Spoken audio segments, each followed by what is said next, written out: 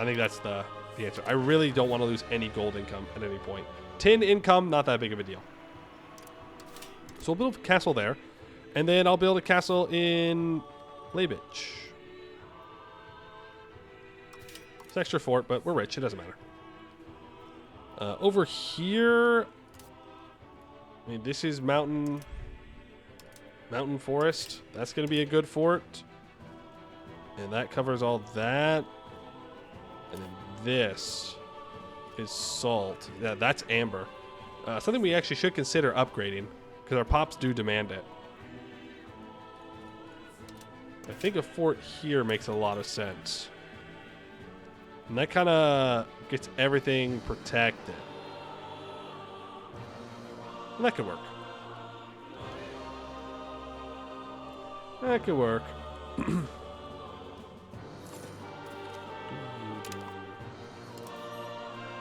Cool. What are our pop demands for amber like right now? We're at 0.31 below what my pops are asking for. So if I do expand this RGO, how much does it make? 1.26 per level. Serfdom. Traditional economy. Well, that wouldn't be too bad. Influenza is in our country. Oh, wow. Yes, it is. Oh, no. Oh, no, not again. Oh, rippy dippy to more pops, folks. The line's going down again. Ouch. Ouch, ouch, ouch, ouch, ouch. Yikes. Well, hey, at least we're building up resistance, right? We're still in the positive for pop growth. But the fact that it's hitting our core territory is unfortunate. Oh, no, we just passed 2 mil pops again. Oh, no. Oh, my bad, everybody. My bad if this spreads far. You know, we should have washed our hands better. That would have been a good idea. Oh, man. Oh, man. We were almost good again. Penalty from God. That's what I get for building forts. I should have greeded more. That's what I'm being told right now. That's what the game is telling me. Greed is good, and I should have built more greedy. Then it wouldn't have happened. We were sending 11.19 worth of trade capacity to Poland. 8.19 units of gold. We supply all of Poland's gold. Kind of wild. I mean, fair enough. Where are they going to get it from? Bohemia? We're slightly stronger. Oh! Is it time? I think it's time. Oh, nice. My 2.5% prox cost. Huge. The English Civil War that's lasted for, I don't know, over a decade might be done. Also, France, what are you doing? That's the real question. Why does England own any land in France? Like, that's the biggest throw, France. It's free. It's actually free. They have 1,600 troops. Just walk in and take it. It's yours. You fools. Descending academies. Institutions of higher learning typically restrict enrollment to adherents of the dominant faith. This forces non-conforming prospective students to seek their education outside of state-sanctioned universities. Thankfully for them, a number of informal academies have been founded in Hungary that cater to religious dissidents of various sorts, often promoting a particular theological position. Such academies may strictly be at odds with the law, as schools generally require the assent of local or national religious authorities, but they provide education to students who would otherwise be barred from admission. Yeah, I will take 5 research progress. Pretty much every time. It'd be kind of silly of me not to. Oh, did I lose my CB on Wallachia? No, I do still have it. I'd have to fight them on my own, which I could do. My forts aren't built yet, though. But guess who doesn't have a fort in their capital anymore? It really is that easy to be me. It really, really is. How's my Diplo? Oh, we're doing so fine on Diplo stuff. What about loyalty?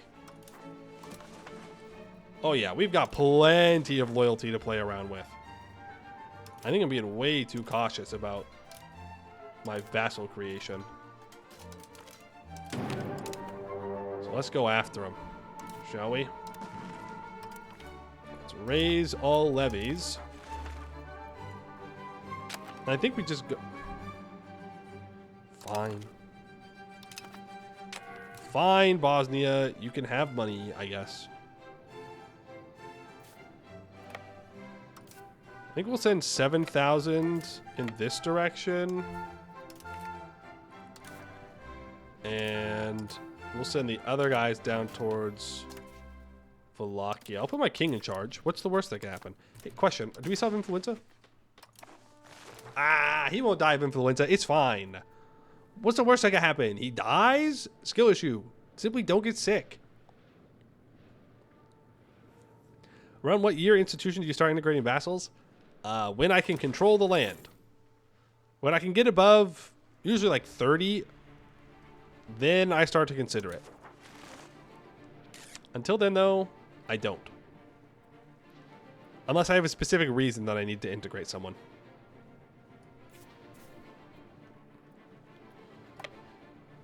Right, to their capital. Make sure it's balanced out. I really hope they don't have like a surprise lots of troops moment. They do have 6,000 troops, so maybe I should have given them a little bit more respect.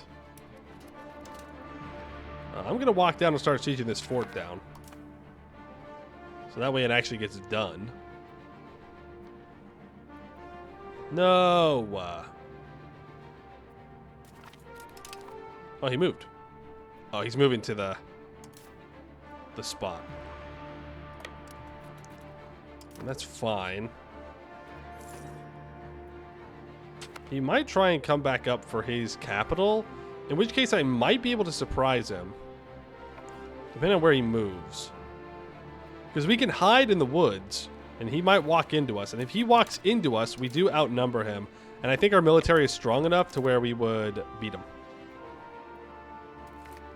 But it seems that they're going south. Commoners lose 15? Hello? For what? Why don't the commoners simply get over it? Why don't they just like me more? I'm not that bad of a ruler. They have food. That's better than some places. Look, our market has food. It's full. You fools. You fools. Why would you be upset? Ooh. Oh, never mind. We're not like out of pops, right? No. No, we're not out of pops. We could start building up in this town again, though. Let's get a library built. I love me some libraries. Reading is good. Because it gives me institution spread and all that.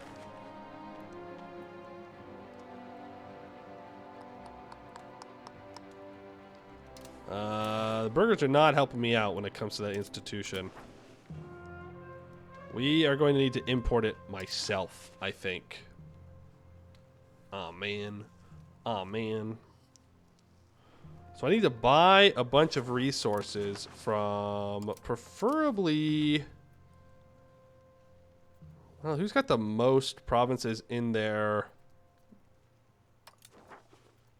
locations? Probably Venice. Probably Venice. Looking at the institutions map mode. Because I need Renaissance and banking. What can I buy from Milan that's like super cheap? What are we looking at here? Genoa, what do you have a lot of that I can buy? Sand. Well, lead. Not good to trade lead. I need whatever has the most surplus. Wine. Yeah, that tracks. We'd be running the trade at a deficit. It really would not be good. I'm also cutting off a lot of trade. Feels bad. Feels bad. But I think it has to be done.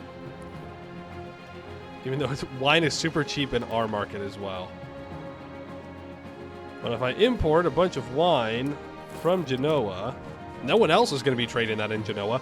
So I have plenty of opportunities to grab it myself. What? Oh no. Oh no, they're stuck. Okay, go down here. Winter mountain moment. And after the month tick, hopefully... Okay, that gives us another 0.1, 0.5 increase to our growth, but it doesn't give me any renaissance. I'm still not entirely sure how this works. It's probably the thing I have the least amount of knowledge on that I should probably have knowledge on, but it's fine. The institutions will get here eventually.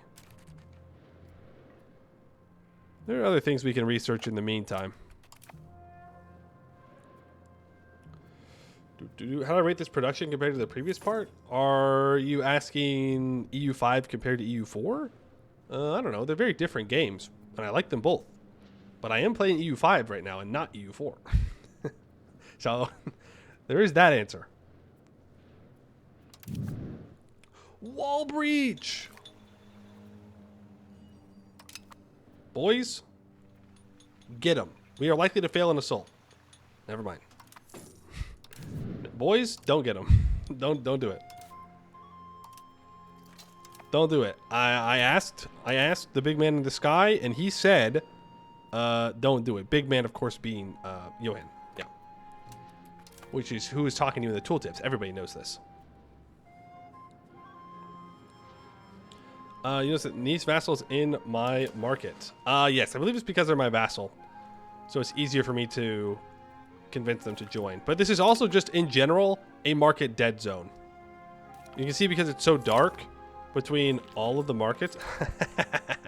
Ottomans yoinked the Constantinople market. They didn't take anything! Ottomans! To be fair, that is the correct decision. It's actually kind of foolish to take anything over here early as the Ottomans because you just can't get any control in. But still, it was so free. Constantinople was free. Fool.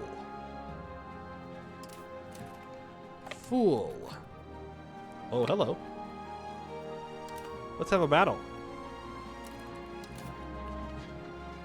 Okay, we do have 1% more discipline. A little bit lower morale because we were moving. We do have a -1 from our river crossing penalty. But our left flank engaged super quickly. Oh yeah, he's done. He's done. It's over. You're cooked. Give up. Their center's about to break. You don't want your center breaking. You don't want your center breaking. I have it set to where the game speed goes down to 1. You can adjust that, by the way. Like, if you don't really want the game speed to go down to 1, but I find that's the only way that I can actually keep track of what happens in battles. Otherwise, they just obliterate each other, and it's over. Because it's based on the hourly tick and not the day tick.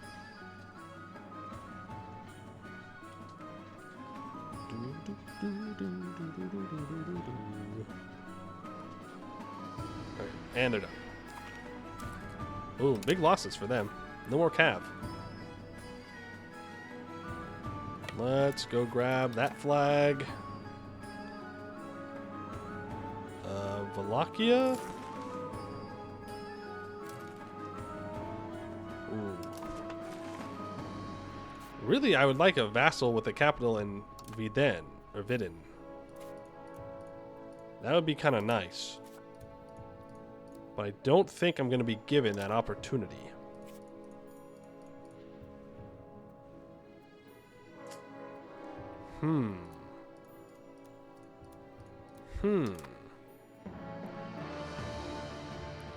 I could take everything within this chunk here.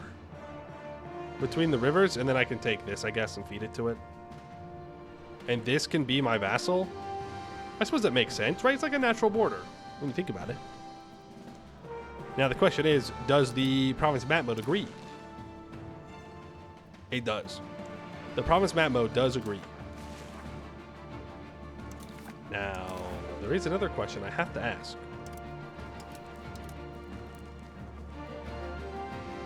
No, they're 194% war score. Not available to vassalize. I could force convert them. It's very easy to convert people. It's kind of crazy. Only 60 war score to forcibly convert all of Wallachia to Catholicism. Vassalize them? Wow, they're 242% war score, so I'm afraid it's going to be a solid no. I think we'll do something like this.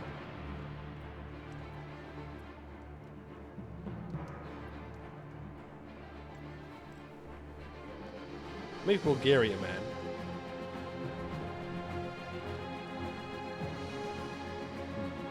Not all block, it's just their court. I mean, yeah, but then they'll start trying to convert things to Catholicism. What are we looking at for cultures and religions over here? Okay, that's all Wallachian. Okay. Well, I don't really need a huge Wallachian vassal. Though I do need to be bigger than Wallachia at some point, is the thing. Because otherwise, I can't ask them to improve cultural opinion, and that's bad. That's bad. Remember, they're going to have to integrate these, which is going to take some time. If we look at Nice here.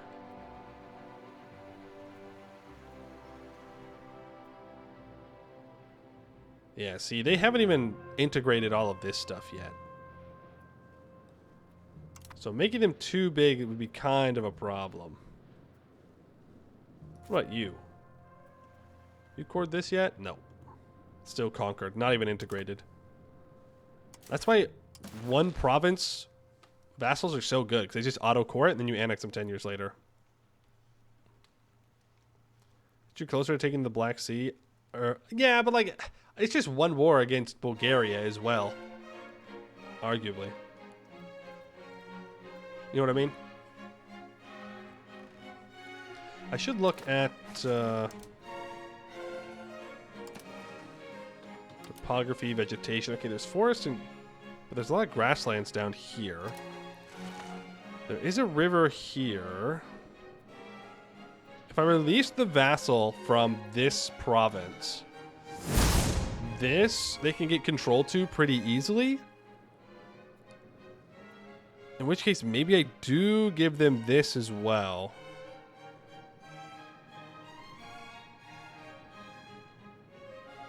I mean, arguably, I could get a border with Bulgaria, so I could make more vassals down here. That feels like a bit of overextension. I don't know if I need to do that. I mean, this is the pest market. But again, I'd like to make another market out here somewhere for, like, Transylvania. Like a Brasso market wouldn't be terrible.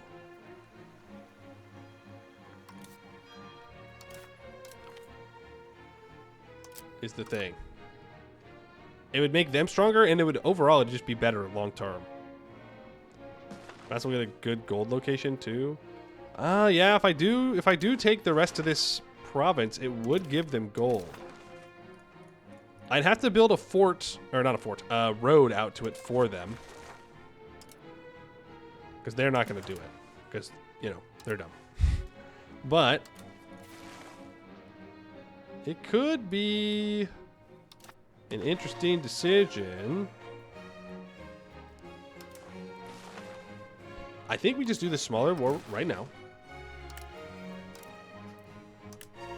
I take the money. And we walk away.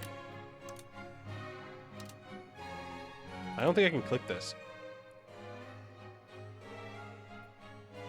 I can click that without occupying it? That feels bad. I'm not going to do that. That feels illegal.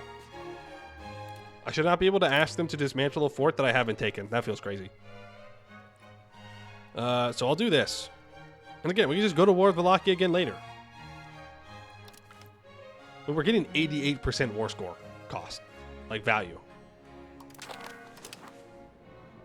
We'll take that. We will relieve... Well, let's get rid of our levies. Disband levies, please. And release from this guy. Great subjects. Historical. Duchy of Viden. Yeah, I mean, that is Bulgarian. I'd rather stick to the plan. Stick to the plan. Fiefdom or vassal? I'm going to go vassal. And I will say... choose a random person. I don't really care.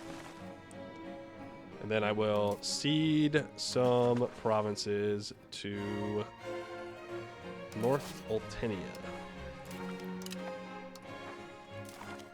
There we go. And now we have vassals. Pretty good. Okay, so market-wise. It's kind of crowded if I create a market in Bosnia. Right? Like, it wouldn't be a very big market. So I don't know if that's worth it. A market over here, though, is worth it. And I was talking with somebody a little bit about just Hungary in general and where the best places for markets would be and just like moving them around. Like, you gotta do some shenanigans. Really, the best one is down here in Wallachia for like this region. And then you move like the pest market down to here. And then you have a market in like Vienna or near Vienna. And then you have like another market down in here. And then you move the Venice market over here. It's like crazy stuff eventually.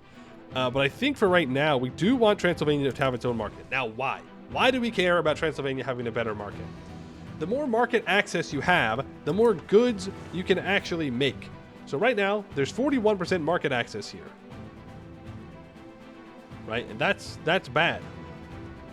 That's bad. Locations will have higher market attraction. No, that's attraction. We don't care about that. Low market access harms local industry by reducing the output of buildings and the profits of RGOs.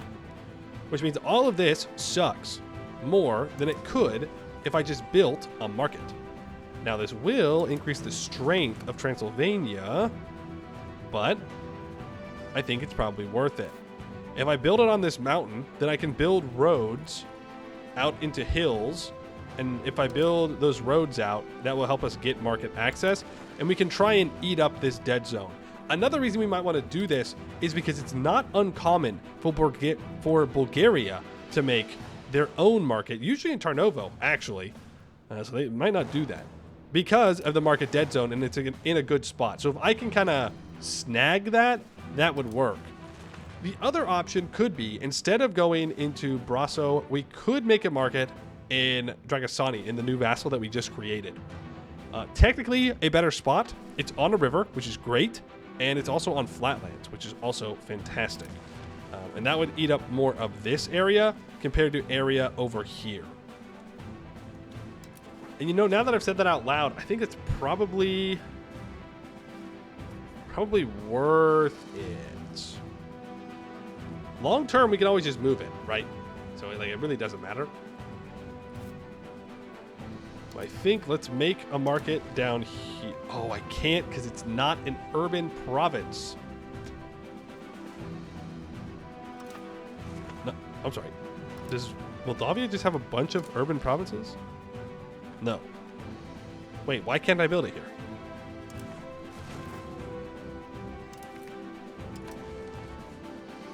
Urban location has less than 25% market access. Ah, that would be why you can build it in Moldavia. Gotcha. Hey, can you please let me look at this? Thank you. Okay. Well, in that case, I guess we are building it here in Brasso. Which is fine. So we're going to spend 300 ducats dues. Which is a lot of ducats dues. Well, actually, it's just a couple months of income. And this will create a new market down here, which will make my vassals a little bit stronger and I guess give me more people to trade with, I suppose.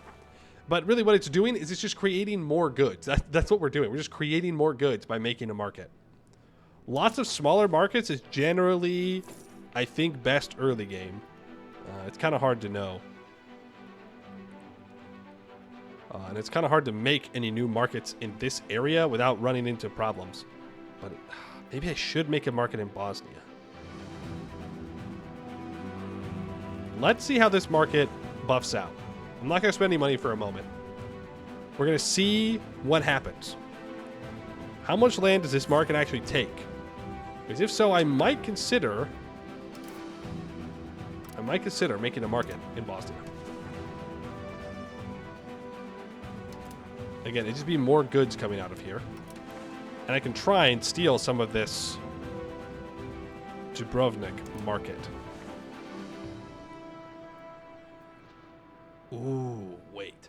What if I... Ooh, sneaky. Okay, sneaky thoughts. Expect the cost of court reduction. Sneaky thoughts. Okay, market attraction is a bit of a beast. But one of the important parts about market attraction, if we look down here, is... I have to go to the market map mode for this. It's market access. I want market attraction. There it is. For pest. If we really dive into the tooltips here, not too far, just a little bit. Okay, I don't block it. Cool. You can see that because the market language, I do block the market language. Frick. Let me drag it over here more.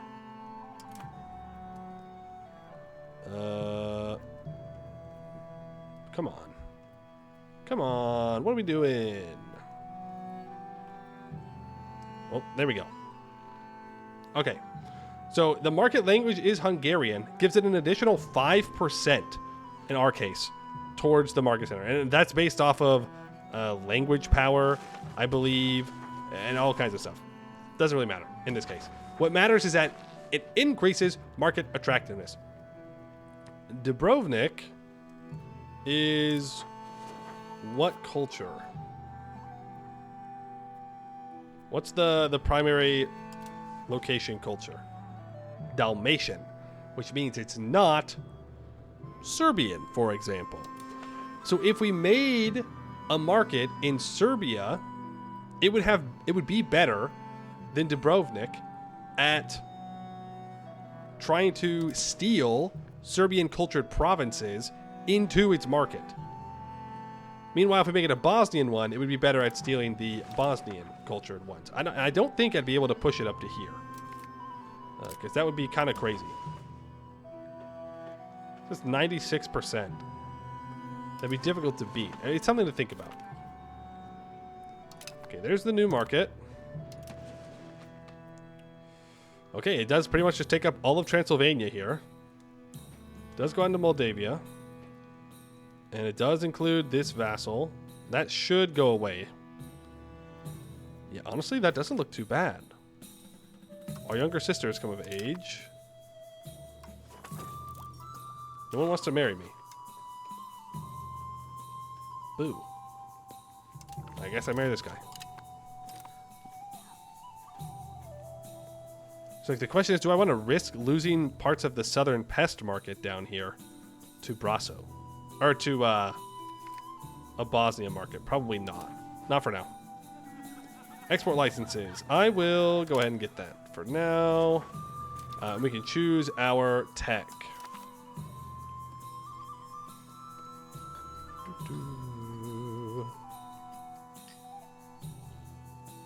Well, I can't embrace any institutions yet. That I know.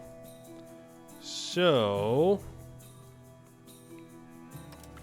go down to here. I'd like to make my way to max literacy for clergy and burghers. Then we'll probably go formal city rights if we haven't embraced an institution by that point. How are we doing? Yeah, we're at 40%. That's just the cost of doing business of playing Hungary, I'm afraid. It just takes a while. That's kind of just it. It just takes a while to get institutions. And you have to run a loss too, which sucks. But it is what it is. Okay, that town is still struggling to recover. You're doing fine. You're doing fine. Aha, you could use some marketplaces. You can get 3 more. And you can get 2 more.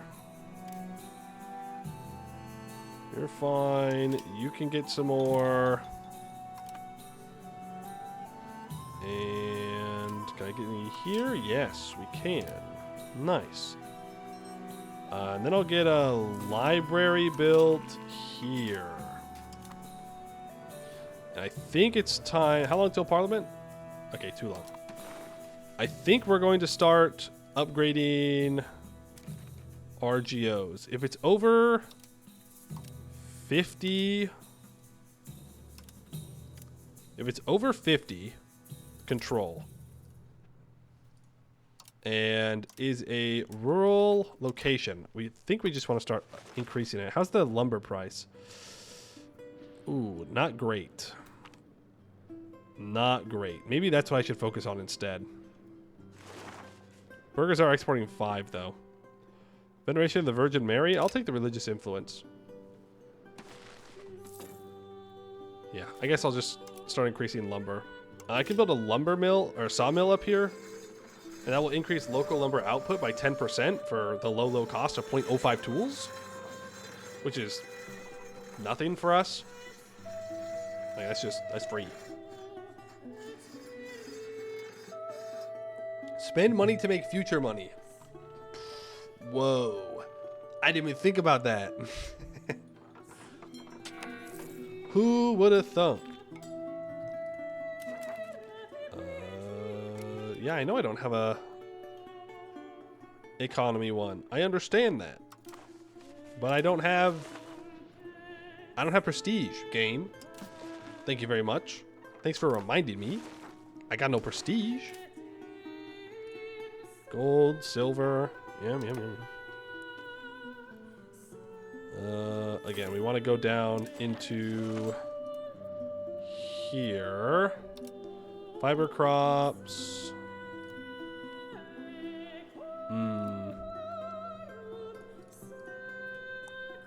That wild game's not really worth. Horses are worth. Saltpeter's worth. That livestock will be worth. Legumes are probably too low on control to make it worth it for me.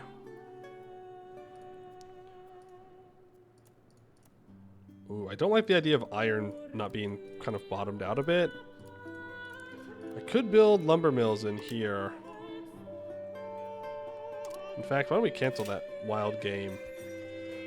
I think I'd rather build a lumber mill. Even though it's a little bit more expensive, I think it's well worth it. Are Age of Traditions texts inaccessible to us? No, we can go back and pick them up. It's just that I want these ones specifically. They're more worth it than some of the Age of Tradition ones, but we can go back and get them. That is definitely an option. You're looking fine. You can get a monastery. Up here, you can get a monastery. Now we could consider building fortress churches over here. That might be an okay idea, because if we do find any large countries, odds are it's Bohemia or Austria. Also, is Bavaria still emperor?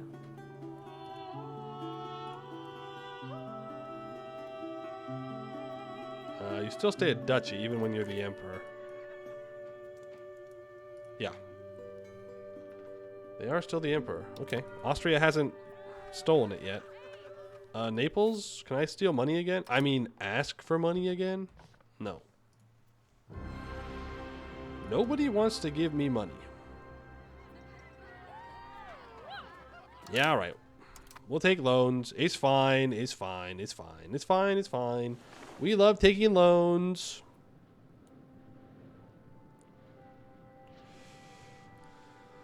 We love taking loans. If it's so slow for Hungary institution spread, you can only imagine how difficult it is for Mali. Yeah, I don't know. I haven't played them yet. It could just be a skill issue on my part. Hey, it could just be a big old skill issue on my part of getting the institution. But I am doing this stuff in things. To be fair, I could just stop trading in gold and go fully into getting the institution with my trade, but I do like making money, is the thing. I do like 24 ducats of income from trade, so there is that. Unhappiness amongst the merchants. Well, there goes my trade money.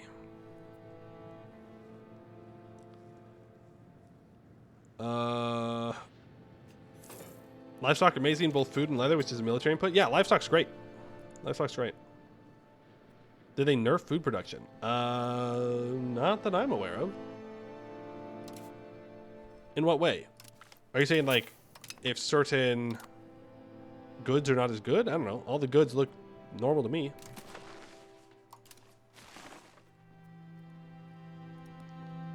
Unified succession law. I see. See, but organized diplomats is so good. Legislature of the Union, so good. Unification's fine. We need to vote for a unified succession law, which I don't really care to do. I think we're just going to go economy of union. We're going to vote for cooperative interest. And who knows? Maybe Croatia will build something in my land. It would be kind of funny. It'd be kind of funny if they did so.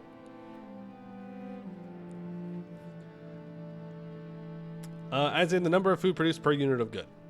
I don't think... Well, compared to what I'm used to, no, I think livestock has not changed. It's still worth 8. It's a very good trade good.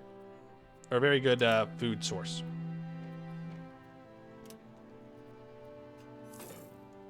Was it always 8? Who knows? Who knows? Probably me. I should be the one to know. I think it was buffed then. Maybe it has been buffed. Was it 6? I don't know. Wheat, livestock, potatoes. Yeah, but nothing beats rice. Rice is very good. Rice gives 10. Rice be very, very good. Her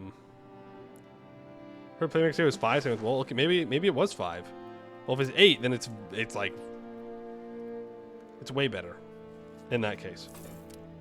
And it also has only 1 transport cost, which isn't bad.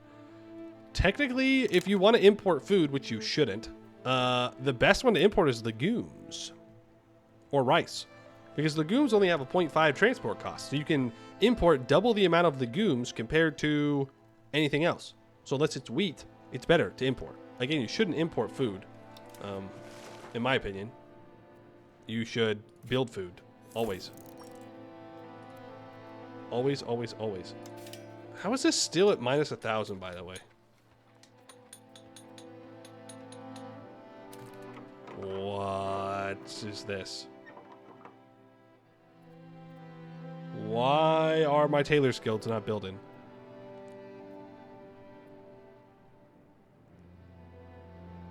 Ooh, oh, that's bad. That's bad. Everybody's importing fine cloth, so I can't support my own industries. Okay.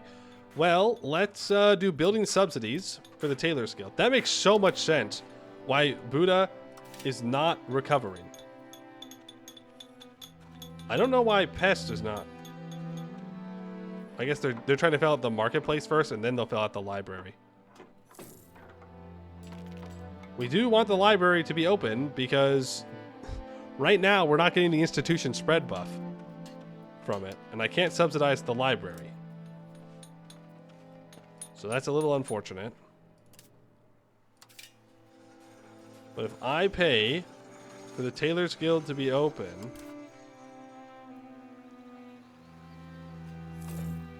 I mean, we're still in a negative is the thing. Like we are still in a negative overall. But we're gonna start working the Tailor's Guild, and then people should stop importing. That, or I can just embargo them temporarily to stop them from importing to my market, so that way my domestic fine cloth industry can actually get back up and running. Have we done any conquering? Yes. We've created the vassal of North Oltenia and Nice. That is what we've conquered so far. And Makva as well. I'm just waiting for them to... Oh, nice. They court it. Oh, no, that was Nice. In that case, I should probably annex this guy. 63. I can annex them. So we still have a while to go on that one. I could build... Okay, let's get more stone. I could build a bunch of... roads. It could just be road time.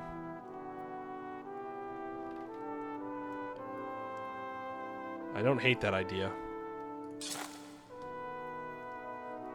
Is that we just start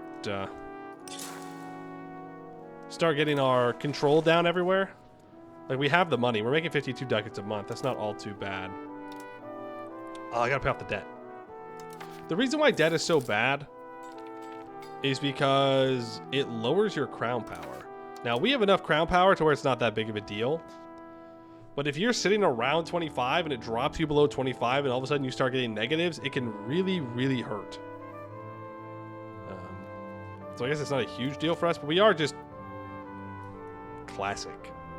We are just paying interest right now for no reason of 1.84 ducats. It is an omen. Comet sighted. Is there a concept of tariffs? No. Not at the moment. Not that I know of. There's no, like, you can't decide. No. You can't. Oh, how I wish sometimes I could, just to spike the burgers when they export books and whatnot. But no.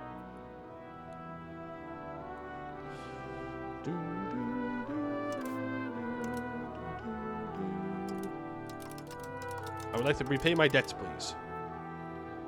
Because right now, I'm paying money to... who am I paying money to? To the Bank of Bardi and the Bank of Peruzzi.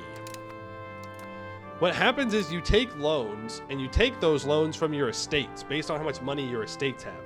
And then the Italians, either the banks or Tuscan Culture, I think it is, eventually, can buy your debt. And then you pay the interest to them instead of to your estates. And I don't like that. I want my money. And I do not want them to have my money. So we got to pay it off. Our nephew is 16. Okay. Nobody wants a royal marriage because I'm in a union. She's a little old. Also, the widow of our former ruler. I could have this guy marry a lowborn. Yeah. Do it. Temporary legitimacy loss is nothing.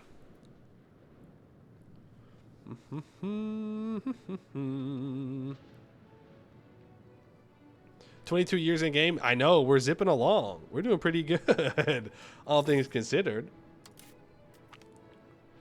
The Order of St. George. Uh-oh, time for another loan. Established by King Anjou Karoy in 1326, the Order of St. George stands as one of Europe's earliest secular chivalric orders, epitomizing the ideals of medieval knighthood. Membership in this esteemed order is a badge of honor and a testament to unwavering commitment to chivalry.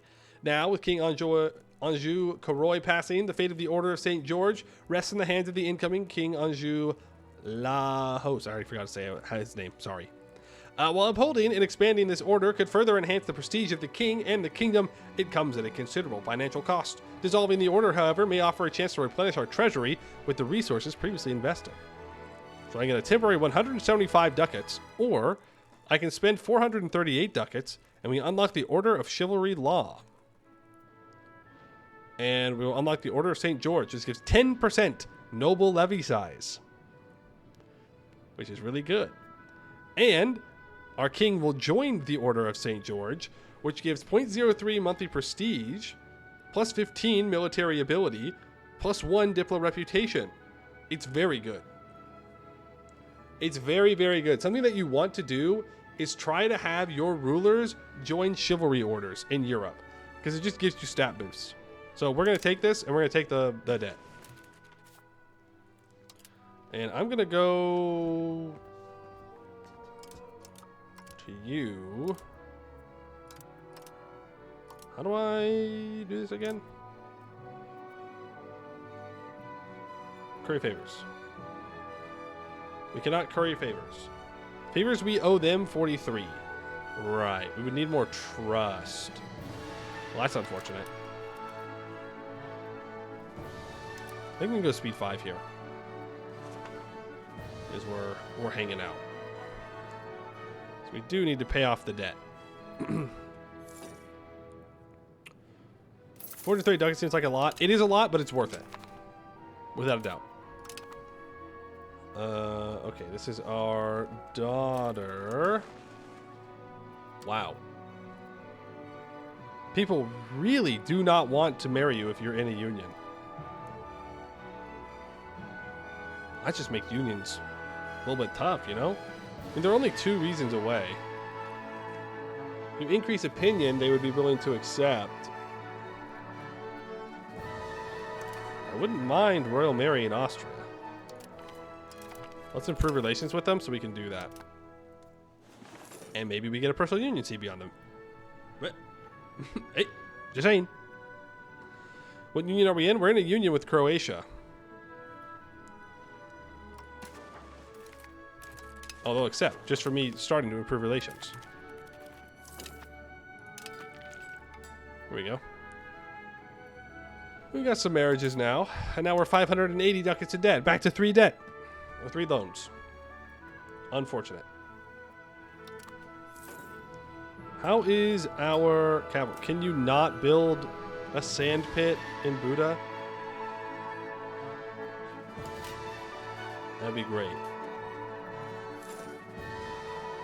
Okay, I mean, slowly but surely we're getting that Tailor's Guild subsidized.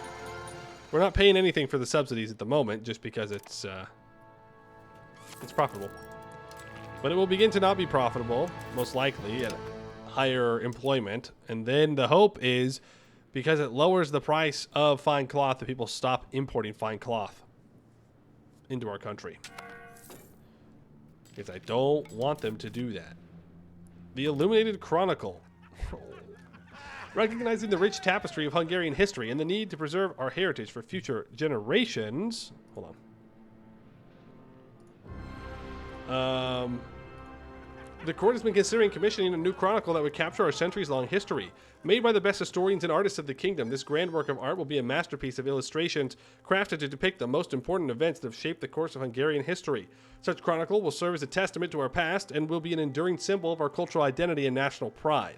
However, such a monumental work of art will also require significant funding. 408 ducats. But we move a special art piece to our capital. Yeah, all right. More debt, please. More debt. I love going into debt. Okay, and Poland calls me into a war. I'm not going to help. They don't need my help. Hopefully. I'll take the military complacency for right now. We need to look at Phrygia. They're a republic. They are a peasant republic, I believe. I think there's a map mode for that. Government types. It just says republic. Yeah. Parliament. Can I have a parliament for you forgiving my debt? Oh, and now I get fund the farming estates? No! No! I mean, I've got plenty of ground power. I think it'll be fine. I want to upgrade my farms. I want farms.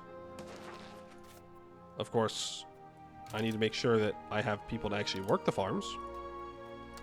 Kind of, sort of important. That livestock, fruit. Fiber crops is kind of important for making paper, if I ever get around to actually making paper. Livestock, fruit, all good things. All good things. Wild game, I believe, is hunting. Yeah. So that one doesn't count. There we go. More RGO upgrades. How's the tax maxing going? Well, it'd go a lot better if I stopped taking loans. But overall, it's going pretty well. We got 46 ducats from the peasants right now. Pretty good, pretty good. We're getting 13 from the nobles, too. Absenteeism. I'll lose a prestige. I have 800 ducats of debt. That's not good, if you were wondering. 800 ducats of debt is not good. The Black Death has hit. Yes, it was a pretty bad one. It killed almost 100 million people worldwide. It was pretty rough. Can reduce the opinion with France. Yeah, sure. I do want this to pass. Just repay it. Well, you see, 2 of these loans are owned by the banks. So if I simply annex the banks, who's going to demand I pay back the debt? Think about it. That's not something you can do, by the way. That is not it. But it would be nice. Who was close to accepting this? Brabant? What do you mean we have no unmarried? Oh, I have to wait a month, maybe? No adult unmarried characters closely related enough to our ruler. Can I not royal marry my niece away? Well, shoot. Okay, well, very noble. He's a bit old, but I want more characters. So I gotta make sure we're getting the characters, is the thing. Pay back the Peruzzi loan.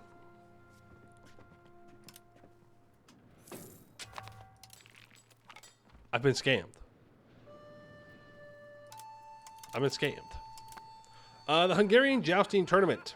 While the popularity of jousting wanes in Europe, King Anjou Lajos remains committed to upholding the chivalric tradition. He sees the tournament as a beacon of honor and has even introduced new distinctions for the victorious participants. In keeping with this tradition, the king has decreed another grand tournament this year, providing a platform for the finest among our nobility to vie for his apostolic majesty's favor. 2 contenders, Capitani Nadis de Valent and Thurzo Matthias, in particular, have shown great prowess in the tournament. Their final duel is at hand, and only one of them can be favored by the king. Who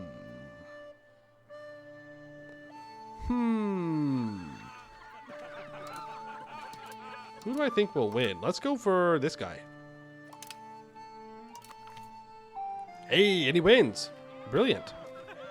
I don't really get anything out of that. But bragging rights, I guess.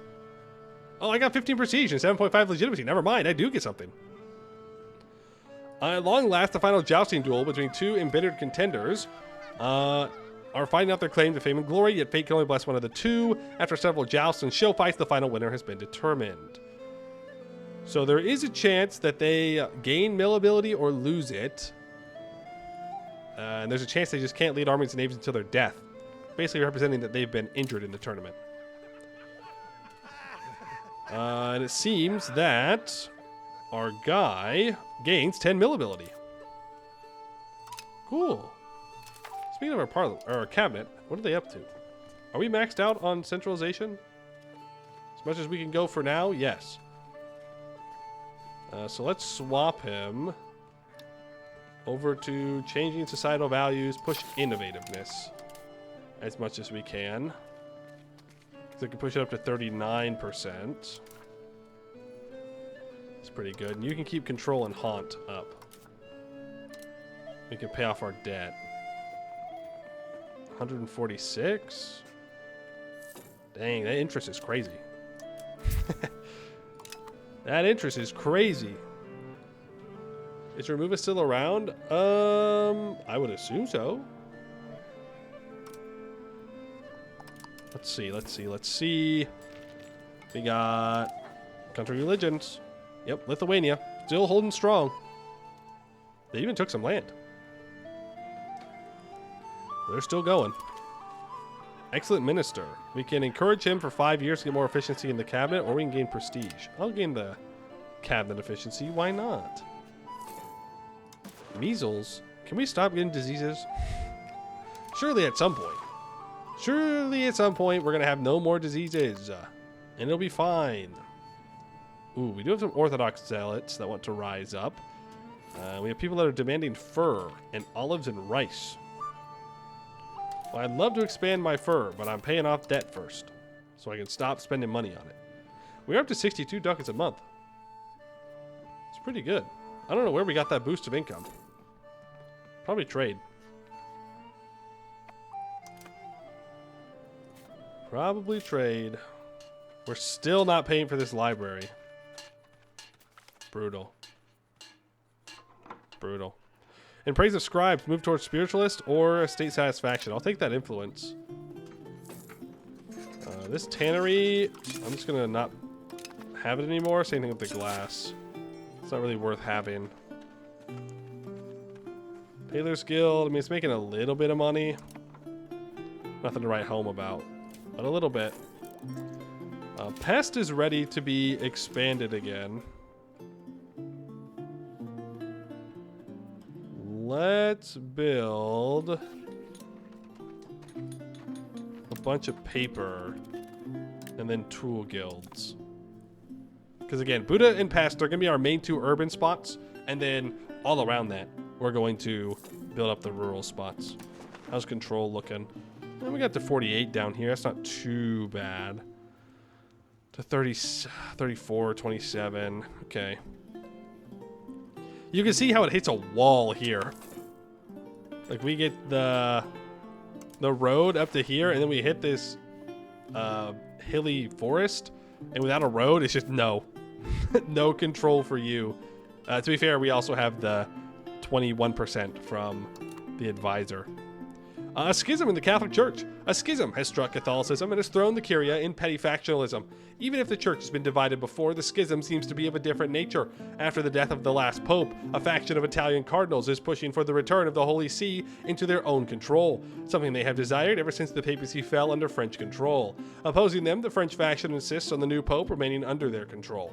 The demands of both factions seems irreconcilable, and the Catholic world is swiftly descending into factionalism, leaving the good Catholic people of the Catholic Church without their shepherds. As long as this division persists, they will have to navigate a world without their usual authority and decide for their own who the true representative of divine will is. This is not good. It's very good.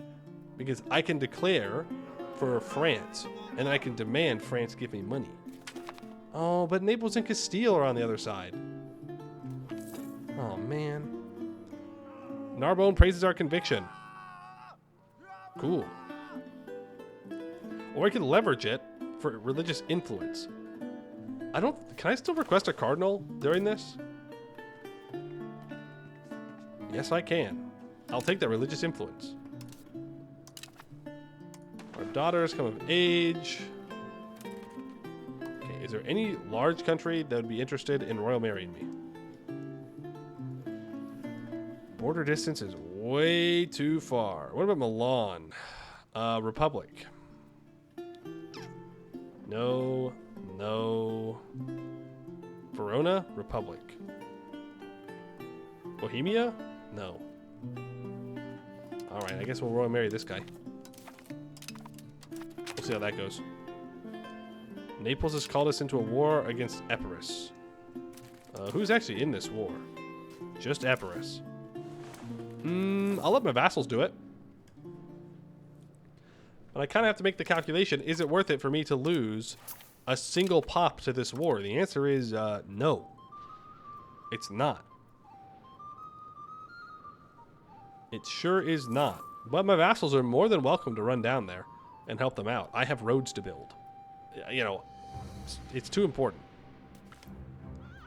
Invite German settlers. We're never going to be out of debt. We're never going to escape the debt. Truly, it's over. My income has increased, but I don't just have, 500 ducats sitting around. Believe it or not. Take Vidin in the name of Great Hungary. Yeah, but I have to fight Serbia. In Halych. And for what?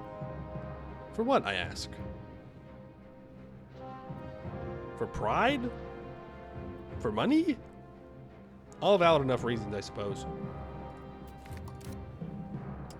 I have to get a CB, though.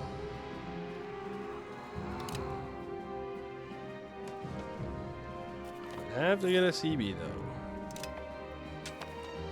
Would I rather go to war with Bulgaria, or would I rather go to war with Serbia, and then I can just take Vidin from Bulgaria? That seems like a smarter idea. They're all pretty loyal still.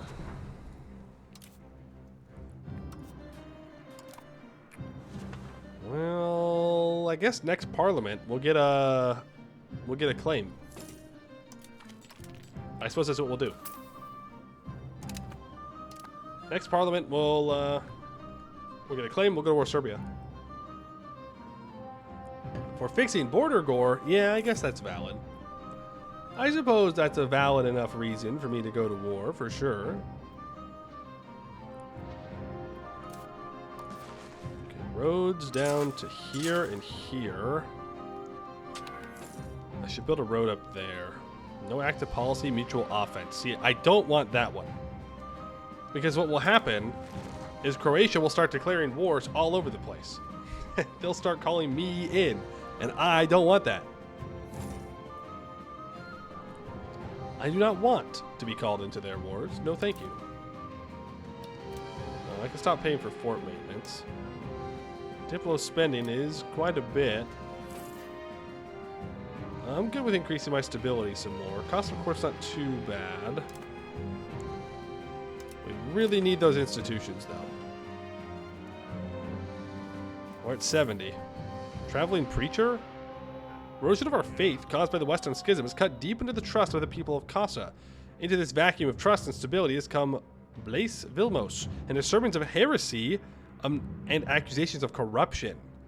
Whoa. We can either have some peasants become Cathar or Waldensinian. What about we kill him? It does move us back towards innovative. Or back towards traditionalist, but what if instead he doesn't do that? Have we considered this? Have we considered this? Ooh, max literacy for clergy. Nice. Then I wanted I want a road where? Where did I say I wanted a road out to? I could make a road to Zagreb. I don't think it's really worth it. All things considered. Like, I'm not going to get that much control down there. Well, it is out to 40 here. Maybe I shouldn't be such a hater. Maybe I should be a believer. Look at that. We're definitely getting our control out. I need a road out in this direction. That's what I really need. And I need to build bridges. Think about it. Think about building bridges. More proximity. It's good stuff. Increase in commons. We can uphold the commons, gain traditional stability and a bountiful harvest. Or I cannot do that and gain capital. No. It's fine. Uphold those commons. We want that. Where out here do I even build a road to? I guess to my vassal's capital makes a lot of sense. Of all the places to build a road, but, that's not that crazy. Of course, that's not necessarily the best idea per control. It'd be better to build a road like into here off of this main road that we have. Looking at control. Or even into like Mako and down into here could work. Going towards the gold would be good. Yeah, the problem is like it's very difficult for us to actually get control of it. But you're not wrong. You're definitely not wrong. Area Noble.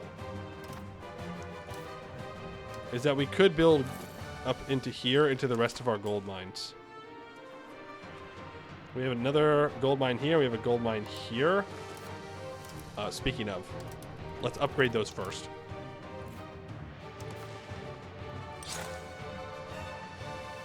Was it here that I said it was? Please, memory, don't fail me now. Frick. Ah, it's a silver mine. That works too. That works too. In theory, you could make any one province a majority population center, even if it's barren. In real life, right? As in, if I wanted to put in the time and effort, I could make any location into a city? Yes. You could. Is that worth it or not? Well, I don't know, but you could do it. You could make Drenth into the city it's always meant to be. Believe. Believe, Drenth Bros. Believe. We can go to here. There's a minimum population we're called. I mean, yeah. But you can make pops... Well, you can try and influence where pops migrate to. You can't make them do it. You can influence them.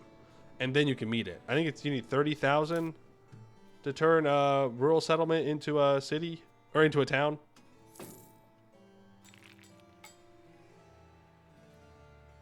Right? It's in here somewhere. Oh, unless I have enough pops here. 400 ducatty dues. Whoa. That's expensive. Oh, I don't like the price of masonry and lumber being so high. Regimental pride. My 7% army maintenance. Well, that doesn't really do much for us. Clash between Kaposvar and Komarome.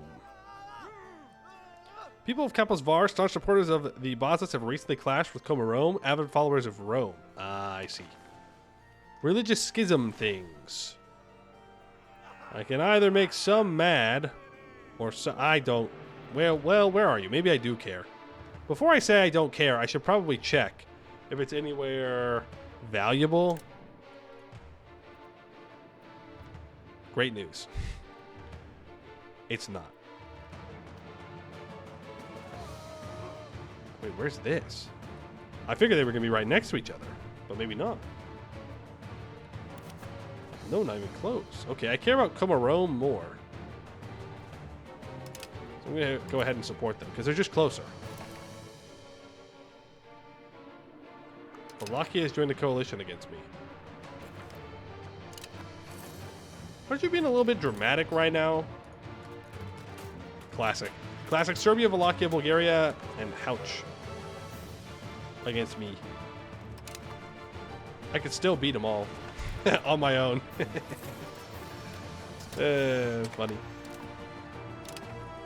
There's max literacy for burgers. We want cheaper city and town founding, because I do want to make some towns. It's very important to have towns. So we'll work on those. I'm just going to keep building roads. It's worth. You got to trust. You got to trust. Roads are worth. They're very, very good. 713?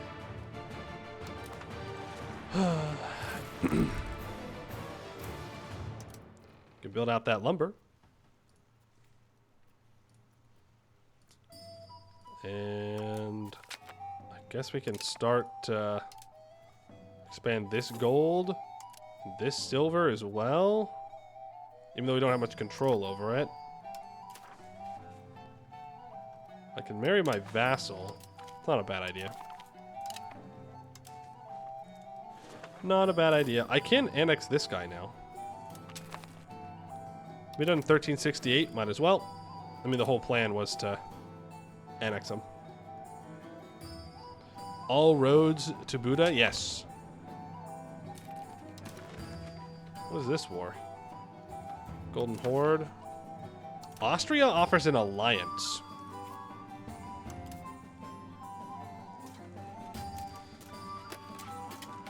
Now, I don't want to be a hater or anything.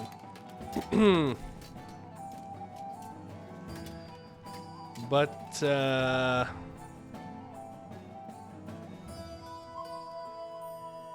why am I getting due to Austria being a co-belligerent?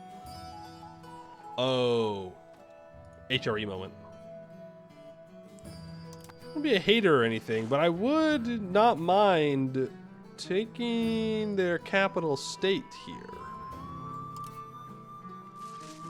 And I could do it. I could beat them. Pretty easily, in fact. And that would obliterate Austria. I mean, long term, thinking about this, is it would significantly weaken the HRE. Poland wants an alliance. Everybody wants an alliance now. Yeah, I'll accept. I'm going to say no to Austria. Why not ally Austria, secure western border, then stab them in the back after we eat the Balkans? Because I'm not too convinced I need to eat all of the Balkans.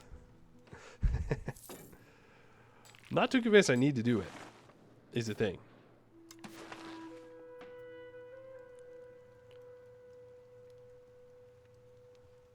Man, it is expensive to get a road out to there, isn't it?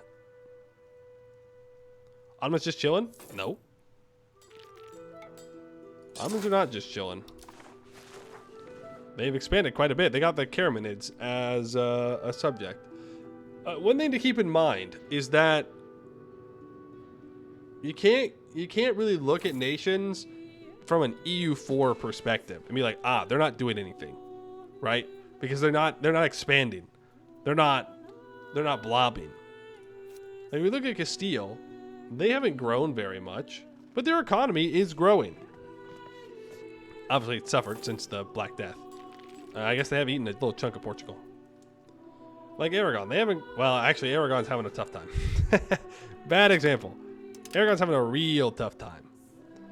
If we look at the Ottomans, they're doing all right. I mean, they could be doing better. Don't get me wrong. It's not like they're going crazy or anything, but they're doing okay. They're doing all right. They could use some roads. They can use some roads, but I mean, they're not going to do like EU4 Ottoman things where they like conquer half of Hungary and they go into Georgia and then they're in Egypt and they get Egypt for free or something. Like, that's just not how this is built. It's more of a gradual climb, especially for the AI. And me. I like just chilling, hanging out, and gardening my little nation and watching it grow in weird ways. I'm not too concerned about being super optimal most of the time. Let's see. I can support a noble cabinet. It does move me towards aristocracy, though, so I don't really love that idea. Let's go for the forest exploitation. Now, we're only at 16%, or 36% of our support here. I can get 5% from increasing opinion, and I can support spiritualist ideas as well. And that gets me to 56. I did say that I wanted to go to war, though, didn't I?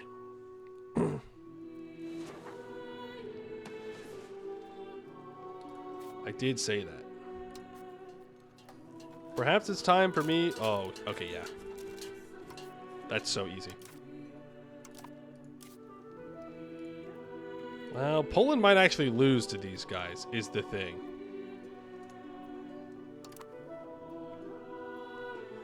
That's the the main thing. They could lose.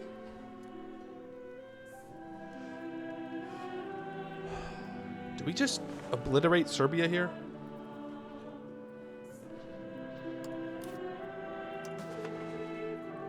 Everybody's still pretty loyal. I do improve with Moldavia.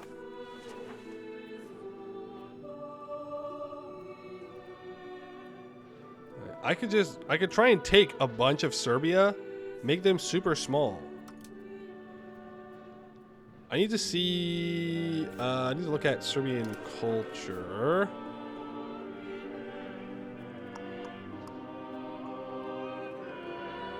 Oh, yeah. I don't even have to make them that much smaller. I take a couple of provinces from Serbia, hand them over to Nice, and then Nice is going to be the largest Serbian culture nation in the world. And then I'll be able to start to improve the opinion with them. Which sounds pretty neat. Pretty neat. I would very much like to do that. Okay. Serbia, I hereby declare I'm interested in your capital. So let's fabricate a CB on Serbia for Raska, or Rashka. Then, let's declare war to safeguard our interests. We might hire a merc. We'll see. Declare war, call everybody in, Parliament approve claims. As promised, I will declare war. Austria, you better watch yourself. You're next. Let me... With that one. Do we know what time on November 4th EU5 will come out? I do not off the top of my head. I do not. Alright, let's raise all levies. We're up to 15,000 levies. And I want to take a look at mercenaries. No cannons. Any mercenary leaders that have cannons? Doesn't look like it, unfortunately. No. Okay. Then I don't really need the mercs. I would have hired them if they had cannons to make the sieges go faster, but without that, it's okay. I'll take this back. They released a map showing it would come out. Oh, well, there you go. There you go.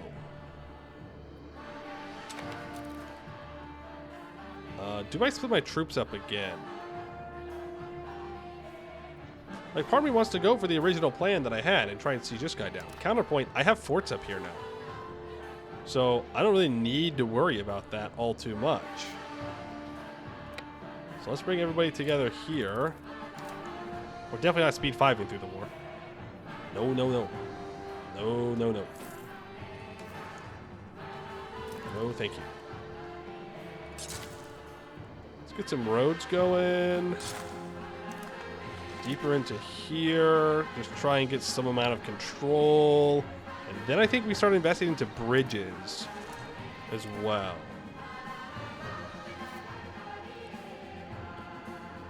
How's it going? Would you recommend a starting tag? Oh, I would recommend Hungary. That's why I'm playing them. I think Hungary's a great starting tag. You're pretty rich. You're pretty safe. You can kind of beat up your neighbors a little bit to get some practice with war. You don't really need to worry about trade all too much. Naples is also a good call. Naples is pretty good. And if you want to, you know, go with a bigger tag that does have some conflict, England's pretty good. He's got to win the 100 Years' War. He recommends Andorra. Yeah, that's the real answer. Huge Andorra gaming. Look, you've got livestock. You're on a mountain? Think about it.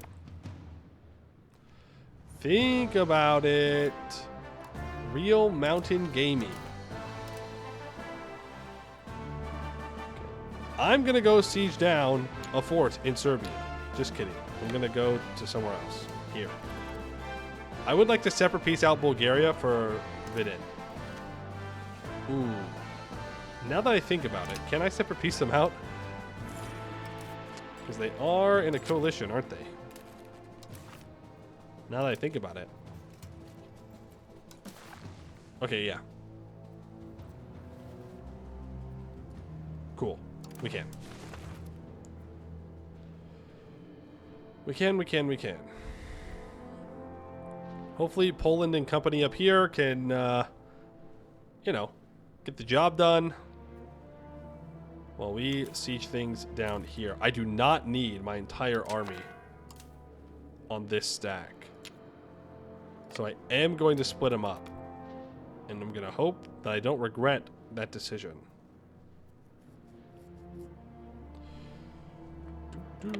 Let's get a second general going.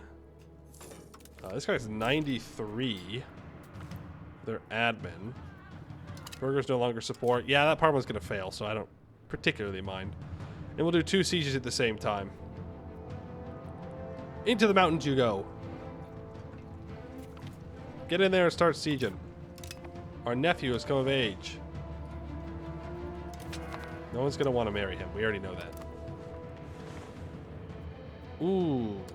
I need to grab you and secure a path for food. Otherwise, these guys are going to starve. Traveling preacher, dead. Super dead. Values. We can still push Inno a little bit more. I'm hoping that by grabbing Brevnik, close enough, that I can then pull food through here. Yes, I can. Yippee! Now, we would like no one to attack this stack, preferably. We'll see how that goes. In the north, my forts are, I guess, intimidating these guys out of here. Now, keep in mind, we don't have full fortifications. They could walk around in here and then start sieging stuff. They could just walk from the south. So we still have some pretty big holes in our defenses, but it's fine. Surely they won't ignore my troops and walk north and siege me, which is what they should do. And they probably will. But we'll see. We'll see, we'll see, we'll see. We lose 7 stability. Big sad. And let's build some bridges. Shall we? This will help give us proximity cost to all these spots. Let's just go down the river first. We want to build a bridge everywhere. Roads, bridge, roads and bridges, roads and bridges. I love building both of those. Does Hungary have any advances you find particularly interesting or noteworthy? I mean, you start off with 20% cav power, which is kind of cool. When we eventually get a professional army, that means that we can build a bunch of heavy cav and then put them on the flanks, and our flanks will be pretty strong, which is kind of fun. Eventually, a tolerance of heretics and heathens, which is kind of interesting. Because the idea that you're like the bulwark of Christianity, right? I guess they really take that more literally than like the bulwark of Catholicism. No! Shoot. We gotta retreat out of that. No general means we die. I don't think they knew I was there. I think they just were moving through. I was hidden. You've had the same cab to infantry ratio mechanic? No. Instead, there are like mechanical reasons why you wouldn't want all cab. For example, cab take, I think it's that they take more damage than infantry. They're usually also smaller, which means they'll do less damage as they take damage faster, if that makes sense. Yeah.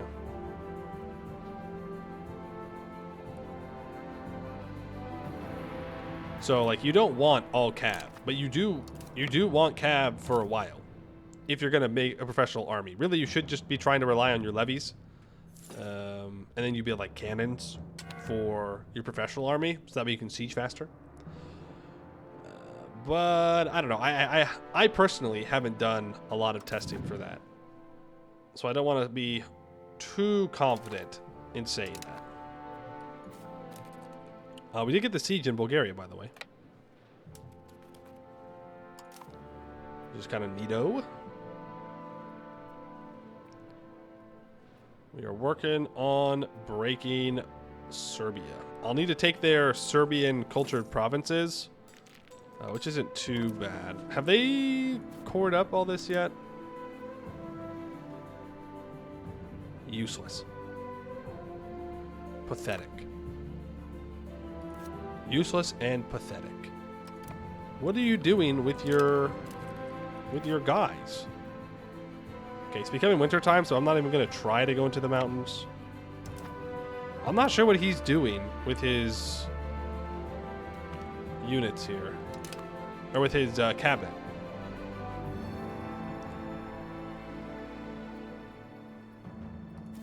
I mean, it might just be taking him a while, to be fair. Like, I say, like, useless, but it hasn't been all that long since we actually got him. Like, it hasn't even been 10 years yet. So, maybe I'm just being a little bit impatient. Just a little bit impatient with my subject. They're working on it. They're working on it. Okay, hopefully these guys do engage up here. That'd be super nice. Good. They're protecting that siege. Could probably some kind of build around early noble levy knights. The opportunity cost is massive. Yeah, I mean, it's difficult because there's not that many nobles. That's what it really comes down to. So you would need to find a way to get a bunch of nobles, which there are ways to get more nobles, but a lot of nobles, you know, opportunity cost. It's going to cost a lot to do that, probably. More bridges. Really, we want the bridges that are closer to our capital so we can take advantage of that. I don't even know for sure if this is the best way for us to increase our economy right now instead of just building up more RGOs. But we're going to try it anyways. You can go out here, I guess. 21%. Please fall. And then then it's just the Serbian capital, which is also... Oh no, it's not mountains. It's flatland farmlands, actually. That's pretty nice. Pretty good.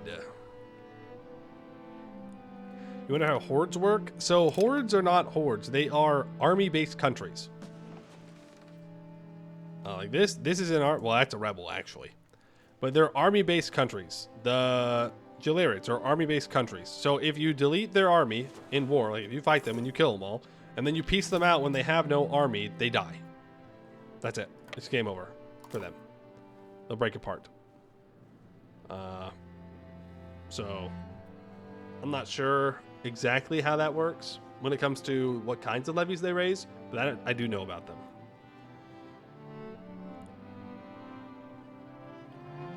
That I do know. 16 days. Bulgaria? Why don't you go ahead and give me this? I could take this fort too. It's probably worth doing.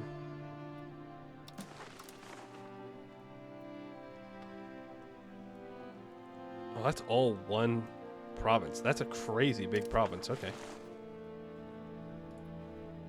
Well,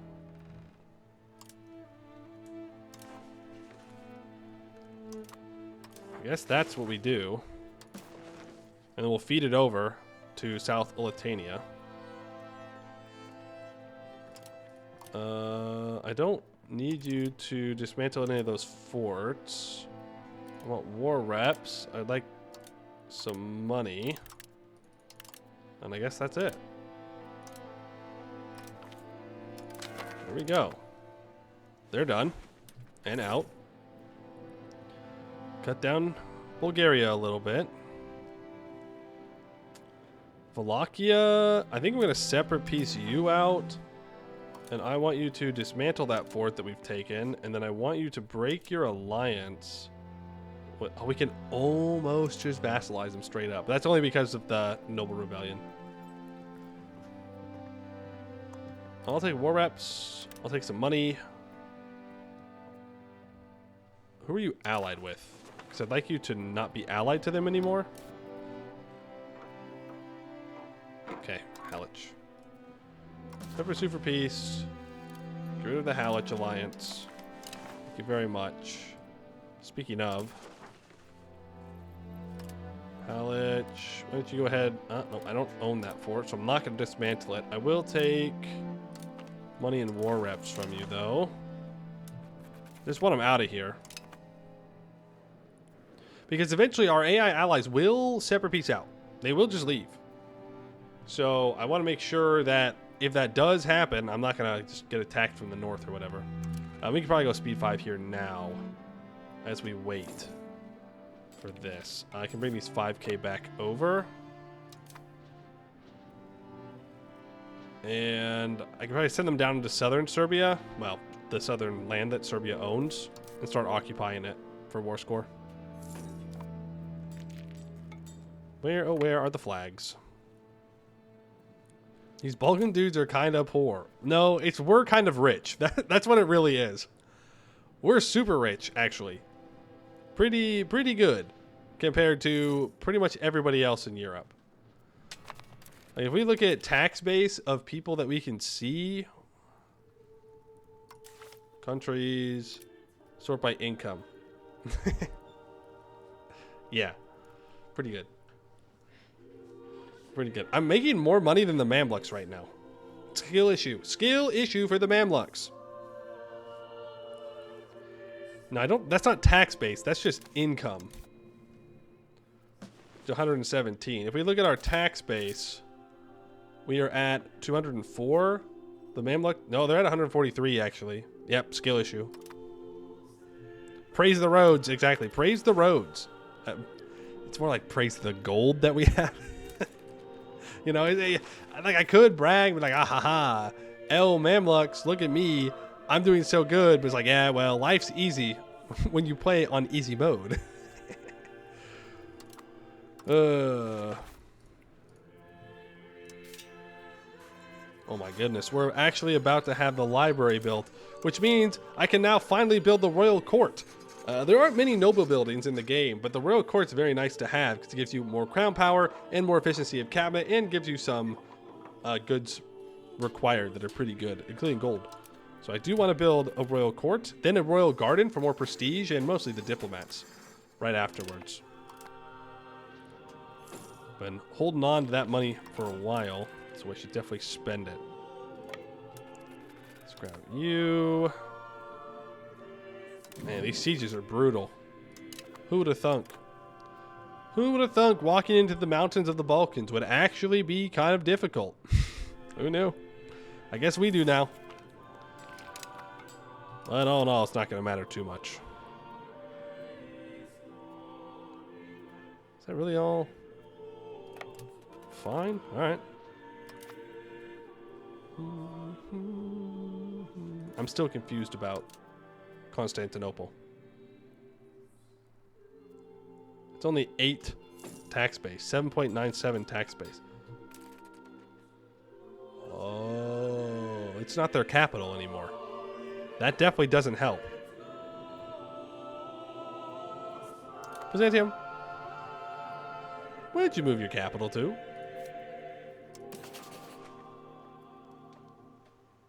Okay, you know that's valid. Hypothetically. Hypothetically, of all the places they could have moved their capital, Thessaloniki is the best. That being said, I don't quite think that a Potter's Guild and Naval Supply Guild is the idea of the great Byzantine capital. It's a bit of a letdown, probably, for the glorious Romaboos. But I just want you to know, whenever people talk about how great Byzantium is, this is how I imagine them. Thessalonica capital, 2 buildings. Let me take that prestige. 599 days on this siege, by the way. I must go and save the glory of Rome, or, hear me out, we let him die. And we let the glory of Hungary rise. Think about it. Think about it. Be pretty good. Oh, nice. Formal city rights. Advanced research. We can now make towns and cities cheaper. And we have access to more tech that we can do. Oh? Are we there? Have we done it? Almost. We can get another couple of techs in. But it is spreading. Once it gets to pest, it'll spread it to everywhere else. Well, all of our urban areas. I could grab the army stuff on this side of the tree. We can't research everything. You just can't do it. Well, you could, but you'd fall behind on stuff. I think we grab peasant levies. Or I can skip the peasant levies and get better levies in the next age. Right? That's probably what we should do. And instead we can go down to the first strike for better army initiative.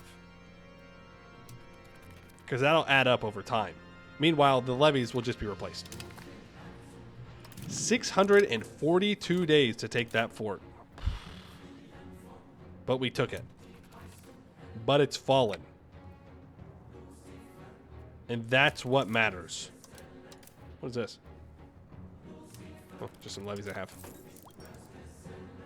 On to the next Serbian fort. Maybe. Is it worth it to try and take their capital? I mean, kind of, yeah. This is going to take forever. I mean, if we can get a breach, I could assault with everybody here. That could work. Kind of funny. Kind of funny is the thing. They're struggling for food. Speed 5 war, never a good idea for performance. Never a good idea. Poor game. Trying to make so many calculations. Very rude of me. Ooh, nice little stack wipe. I think we just siege it down. We just siege it down. So that way we can be done with it. We will delete Serbia. Well, we won't delete Serbia from the map. That's a bit dramatic. But we will take a lot. And we can start to go through and expand stuff. I'm sorry. Can I build settlements in a bunch of places? Okay, we'll build some settlements. Settlements are what you build if you're way under the pop capacity of a location. So if we look at these locations, we'll see that they do have about 10,000 troops, but there's a pop capacity of 232,000. So a settlement will give, let me cancel it for a second so I can actually get the exact numbers here. It will give 1% population growth. It will also give a flat +1 migration attraction, which I don't necessarily love in our case, but it's fine. So it's really good to have. You build them in your colonies and stuff if you have little low pop colonies. Wasn't there a cab actually against pop growth? No, not that I know of. Pop growth is kind of hard to get a hold of in general, which is good. I definitely don't think it should be easy to manipulate pop growth. That'd be kind of crazy. And it would be the correct thing to do every game, and that would kind of suck. That would kind of suck. Let's build you, and you, and you. I mean, this is a different approach. I've never played Hungary like this before. Usually I like to try and urbanize around and then build that up. So this is definitely a different approach for me. I don't know. I mean, we're doing fine. And we're not like skyrocketing in strength or whatever, but it's different. And let me tell you what, those peasants do pay their taxes. I'll tell you what, we're making money.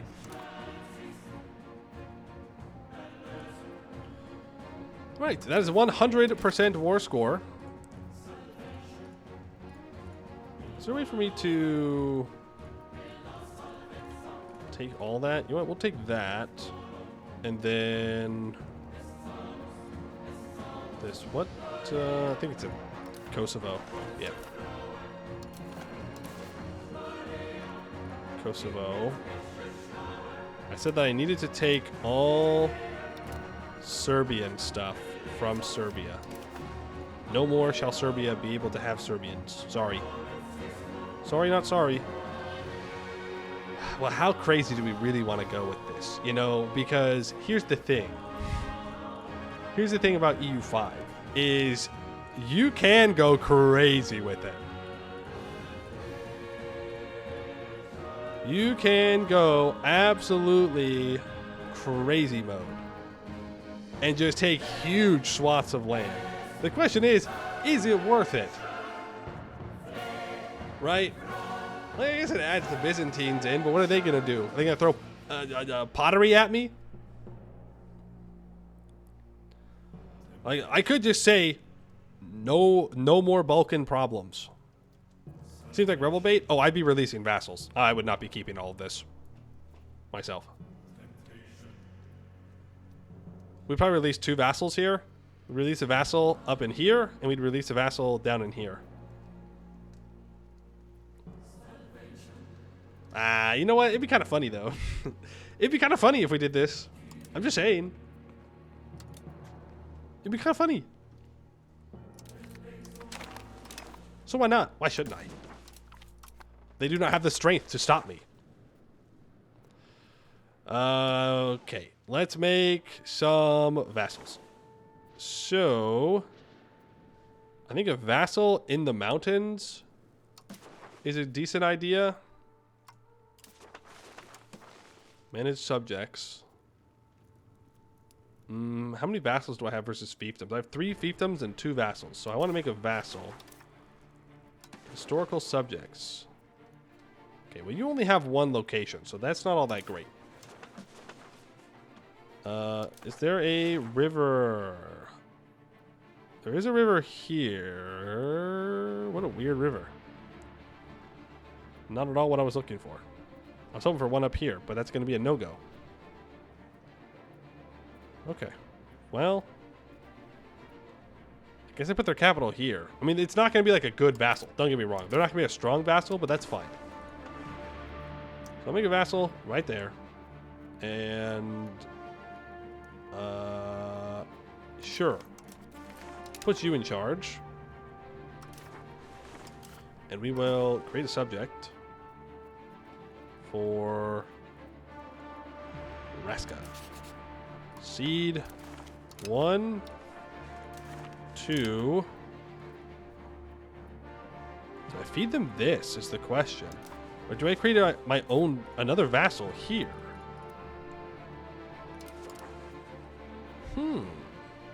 I could feed Bosnia these 2 locations. Since it is Bosnian culture. There's a river map. Yeah, but I can't access it without hotkeys. And I can't use it right now. Unless there's like a different way for me to get there that I'm not aware of. It doesn't really matter all too much. Yeah, let's give Bosnia their stuff. Well, what I'm claiming is their stuff. And since I claim it, that's it. That means it is.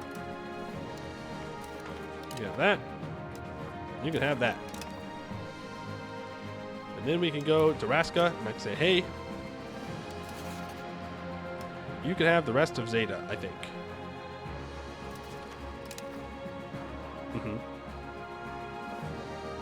And then I go to... Oh, this is going to come back to bite me. I can feel it. I can feel it. These guys are going to get angry. They're going to hate being vassals. And then I think I create 1 subject here. So let's release another one. Another vassal, please. Yes. It can be, I don't really care. Anjou Robert. Your turn to go in there. Then I will feed you, and you are Kosovo. And I will seed you that, that, that, that, and that. There we go. Look at that. It's beautiful. It's beautiful. There is also the option that we could release vassals as time goes on and then reconquer them later if we really, really, really need to.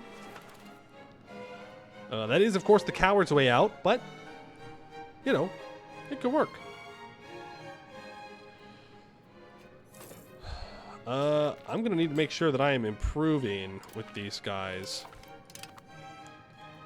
Make sure they're mine. But you know what? This is just the cost of being the bastion of Christianity, the shield of Christianity, whatever they call themselves.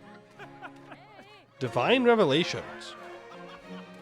Reflection of our society's spiritual ways, King Anjou has momentarily attained a higher level of consciousness and gained a divine vision, showing him that he must improve before the country improves. Whoa. Ignore it. You're not having visions, okay? You're just a little hungry. And that's fine. I don't think I can push any societal values anymore. So I can get my cabinet back to doing other things, like converting. Converting some stuff and things. I'm going to go ahead and try and convert this town because I don't think this is a core. No, it is a core. Okay. Well, still. I like this town to be a bit more loyal, is the thing. Apparently we have demand for some dyes. We do. We do. More bridges, please. Love me some bridges. Way down to there. I'm not going to worry about building bridges in my subjects at the moment. Our son and heir has come of age. Hey, and he's pretty good, too. Nice. Bosnia wishes to improve our cultural view of them. Yeah, man. Absolutely. So this is in the culture tab here. If we look, Bosnian right now, not happy, not tolerated, and we are neutral. If I accept this offer, boom. Now, our view of their culture is positive, which means I have +5 opinion of them, which is cool. What we want is for them to have a check mark for us, because that means that it's cheaper for us to be able to accept the culture. Now, we can only ask to improve cultural opinion every 50 years, which is quite a lot. But I expect Bosnia will still be around in 50 years, so I'm not all too concerned about it. I need to find a royal marriage for my son. I'm going to look at all the majors here. Oh, I can sort by great power score. Okay, well. Portugal, no. Sicily, 63 away. Serbia, no. Muscovy, no. Bohemia, no. Yo, marry the Ottomans? Huge. Doesn't look like we have very many good options for marriage, unfortunately. Well, I do want to invite him to an order of chivalry to improve his military ability. Automatically. Because that lasts until he dies. And then I guess he's going to marry a lowborn. Hopefully she's good. Yeah, she's got good admin. I think there are some events tied to consort skills that can give you some bonuses. So having a good consort is good. Believe it or not. Believe it or not, good things are good. This post brought to you by Poemu. You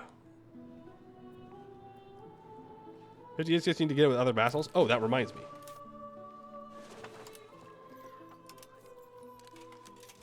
Yeah, so you can only do it with one culture at a time, though, which feels a little frustrating sometimes. But it does mean that you just need to, like, focus on one culture. I think it's different if they're an ally, though. Yes. So it is different if they're an ally. So really what you'd want to do is have, like, let's say you wanted to do Bosnian and Serbian, you would have the Bosnian vassal, and then you would ally Serbia. And you would get favors with Serbia, and you'd build up favors, and you'd ask to improve their cultural opinion, and then you would betray them. And you would annex them. Kind of funny. Kind of funny. I could ask Naples for some culture improvement, and I will. Because long term, I would like to eventually maybe own Naples, you know? The current plan is for this run to go to the end. I'm not sure if it will or not, because it's not on Iron Man. So no achievements? What's the point? What's the point? But eventually, I'd like for Hungary to move into Italy, but I don't know if that'll really be feasible. When we get railroads, sure, but at that point, you know, it's like super late game. Super late game.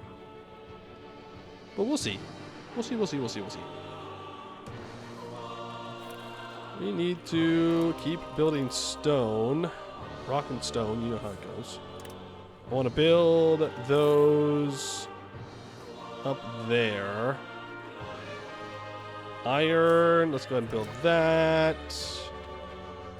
Bring the price of iron down, and let's drop the price of lumber as well. Sturdy grains, we can expand. Livestock, we can expand.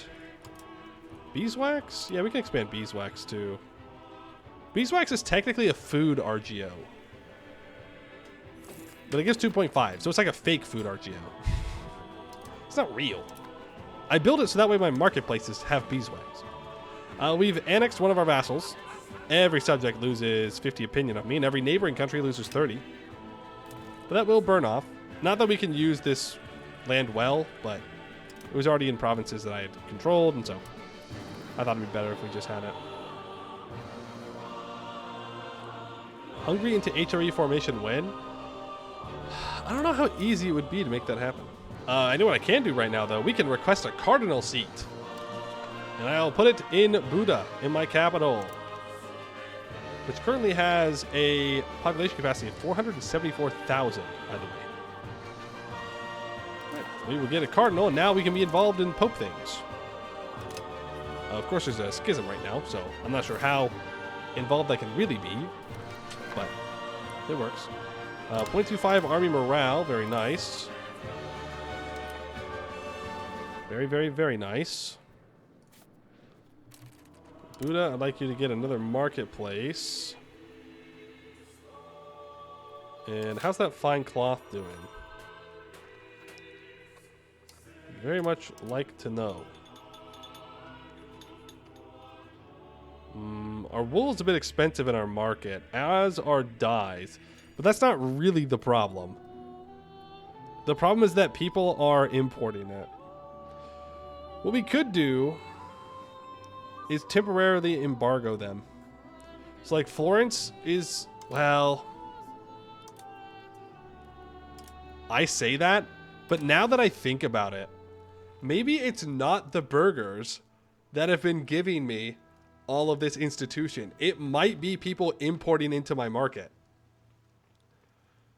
It may have just been all the fine cloth that was being imported in that gave it to me. So maybe I shouldn't embargo them, and I should just let my fine cloth suffer for a while as it spreads. Because if we look, we should see that, yeah, professional armies is spreading fairly quickly. I would like banking before professional armies, but it's fine. We'll just have to make sure that we have enough stability to embrace all the institutions. I mean, we're like, what? We're a quarter of the way through the Age of Renaissance. Honestly, for Hungary, I don't feel too bad about that. That's pretty good. I mean, if you just look at the institution map mode here, like, it's really just Italy that has everything. And then France and Germany will start to get it. It does go to Constantinople particularly fast, but you'll see that it stopped. It stopped. Like, it is going here to Bursa, but because the Byzantines just died, I guess, like their economy just imploded and they deleted all their buildings, it stopped spreading a bunch. It does help though that like Genoa has locations over here, so it'll spread to those locations and then it'll help out. I even feel like to the Mamluks, it has not been particularly fast. They do have banking and professional armies, but Renaissance is taking a while. Yeah, I feel pretty good about our institution spread. I mean, Castile doesn't have anything yet. El Castillo. But yeah, it's pretty good. It's pretty good. We're close to being able to embrace. Are you at war? No, professional armies. Ah, interesting. Only 84 income.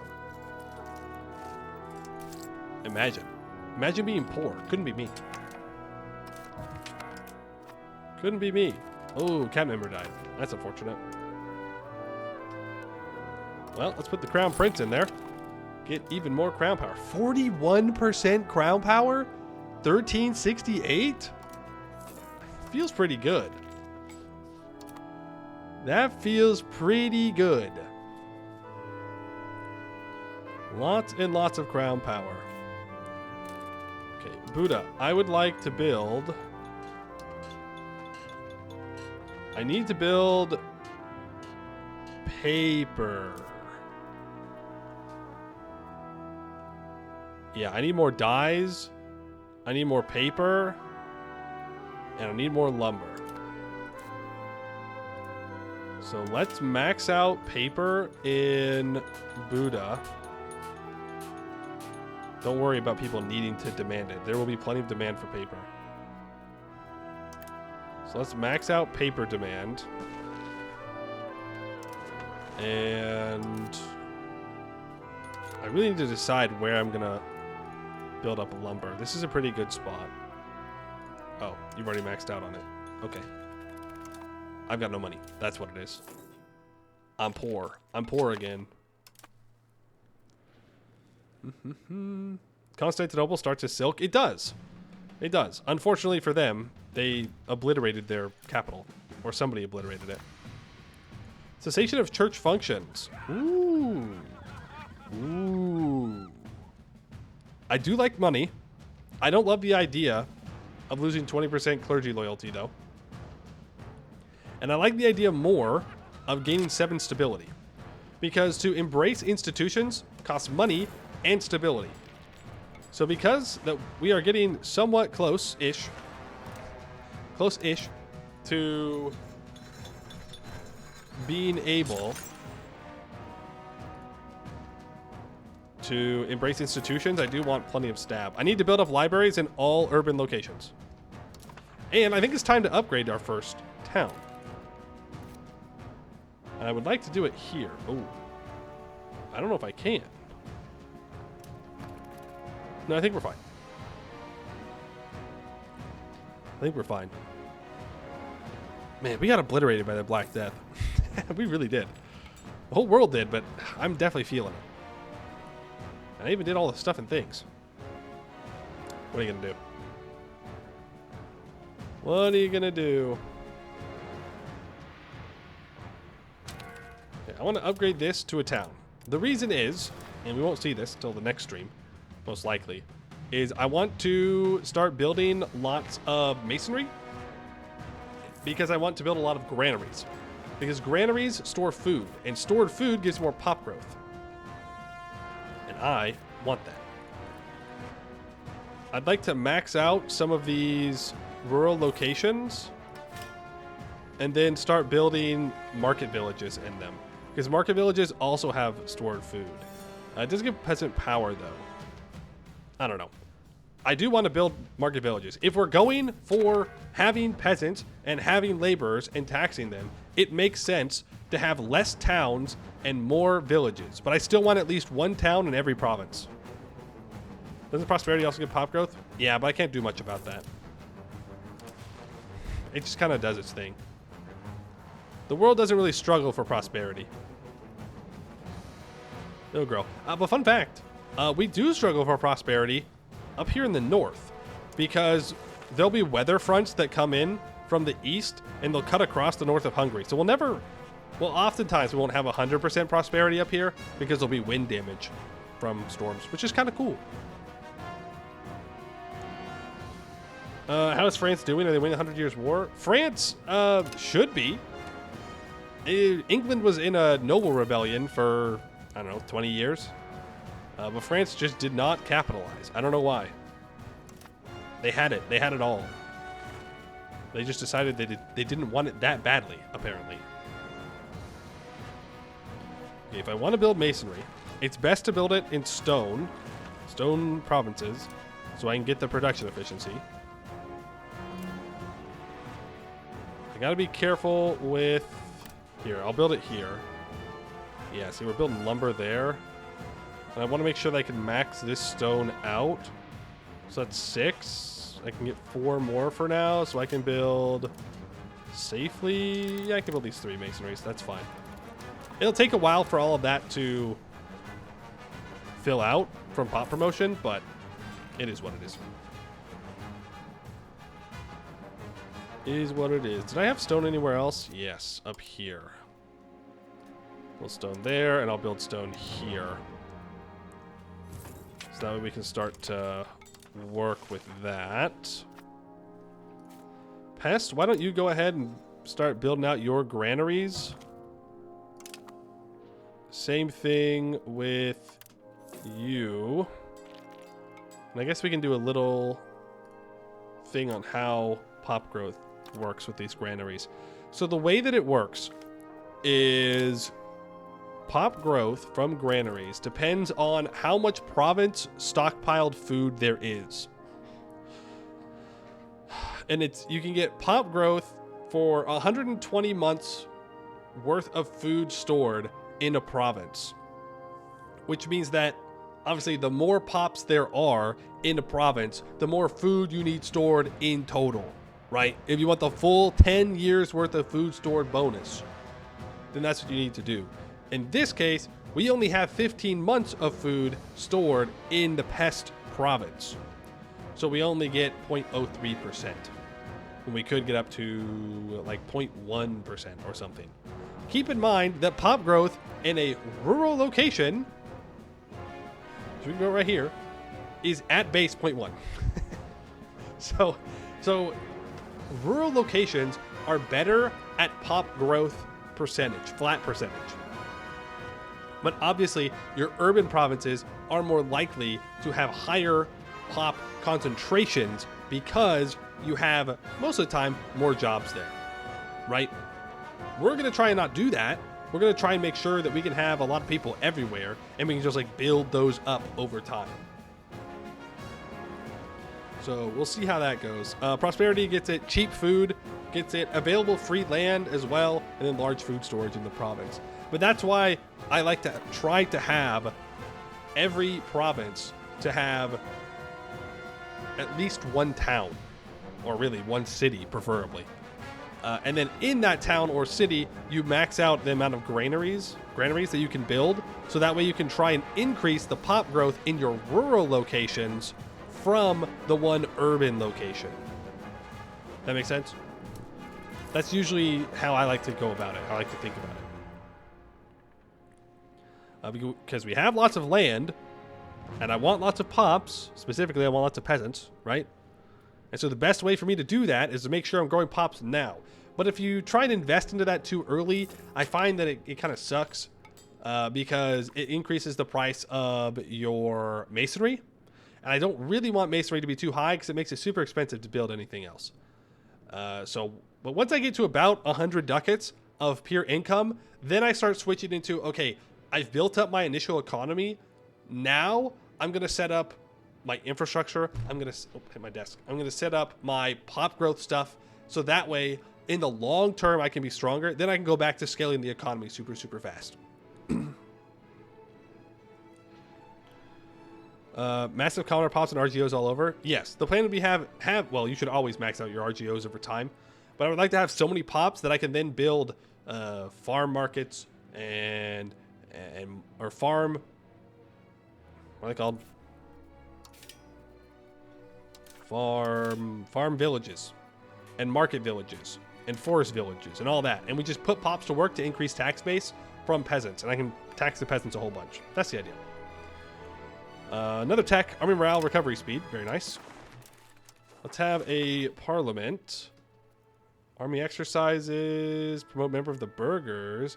Conduct a census is an interesting one because while it's being debated, you get 0.5 population growth. And then you get 7 stability afterwards. So that one's kind of good. Obviously, the later it is, the better. Well, the more pops you have, the more efficient that 0.5% pop growth is. But it's still pretty good. It's often hard to do, though, because it starts with 0 support.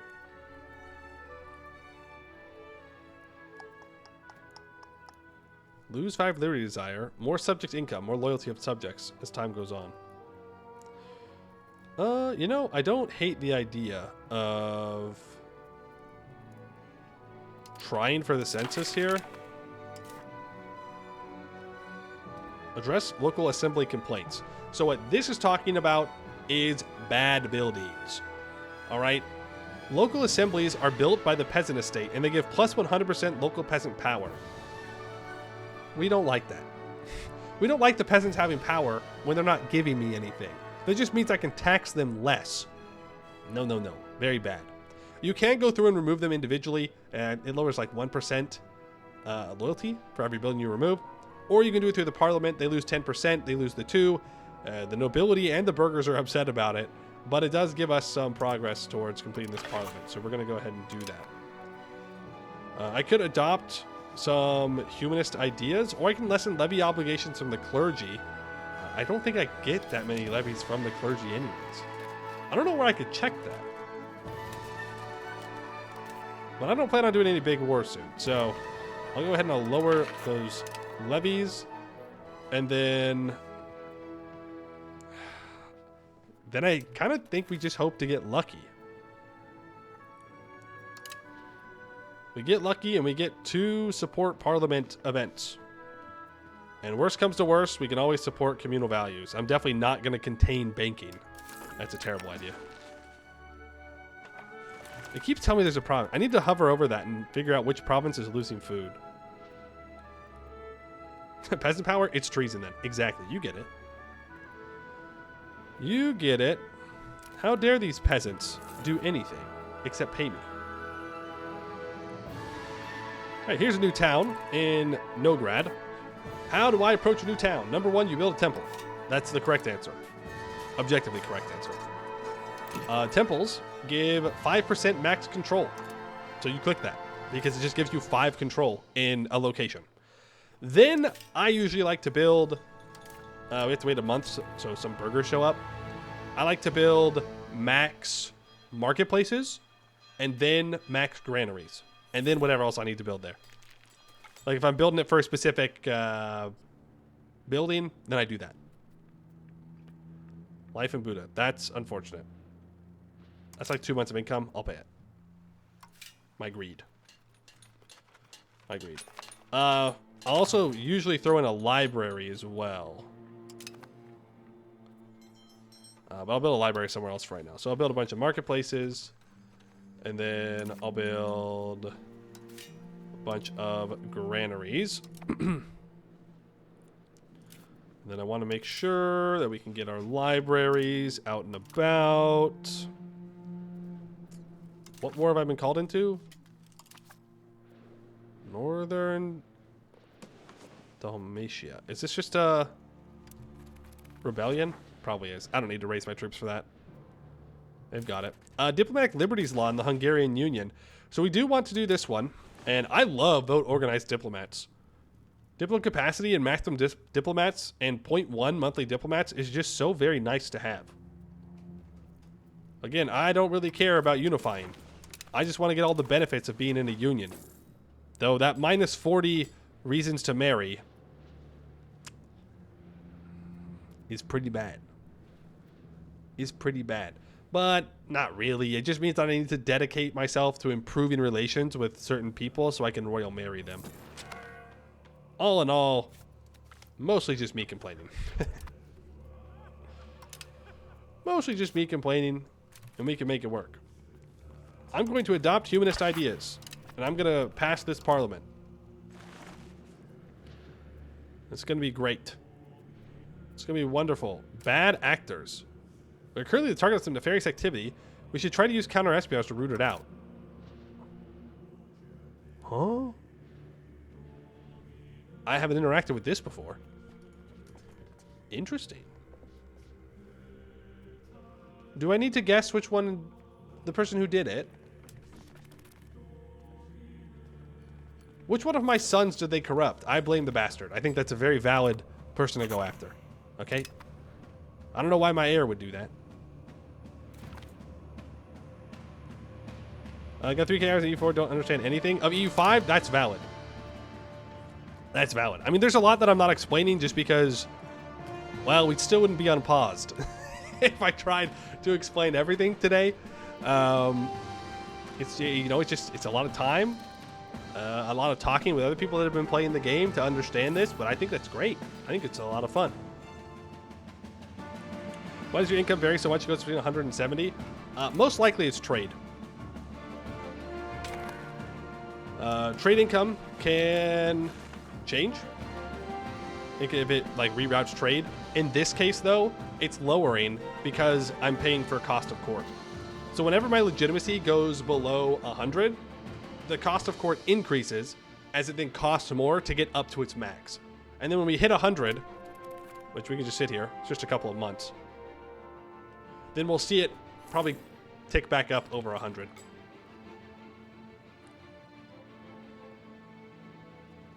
If I had to guess.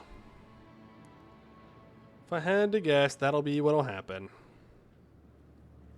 I have 552 ducats. I need to spend the money. Oh, look at that. We're already at 100. There you go. Back up to 100 legitimacy. Cost of court decreased by like 30 or something. Pretty good. Pretty good. I don't necessarily want to go through and start creating towns today because that's going to take a lot of planning, and I do want to explain my thought process of town creation and where I'm putting certain towns, but we don't really have time for that today. So instead, I will just expand RGOs, I think. Or I could build things in Pest, which is also not a bad idea. Can I build more marketplaces anywhere?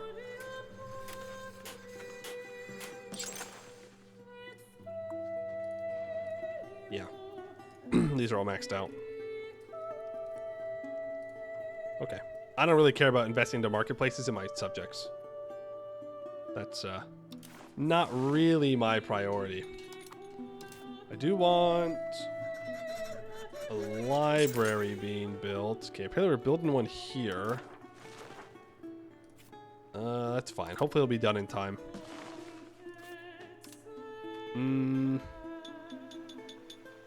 Let's not do that. Man, we really did get hammered by the Black Death. I didn't quite realize how bad it was until now. It's pretty bad. Pretty bad. All things considered. And sometimes it just be like that.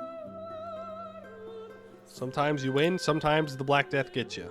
In our case, we got pretty bad. But that just means, well, nothing. That doesn't really change anything we do.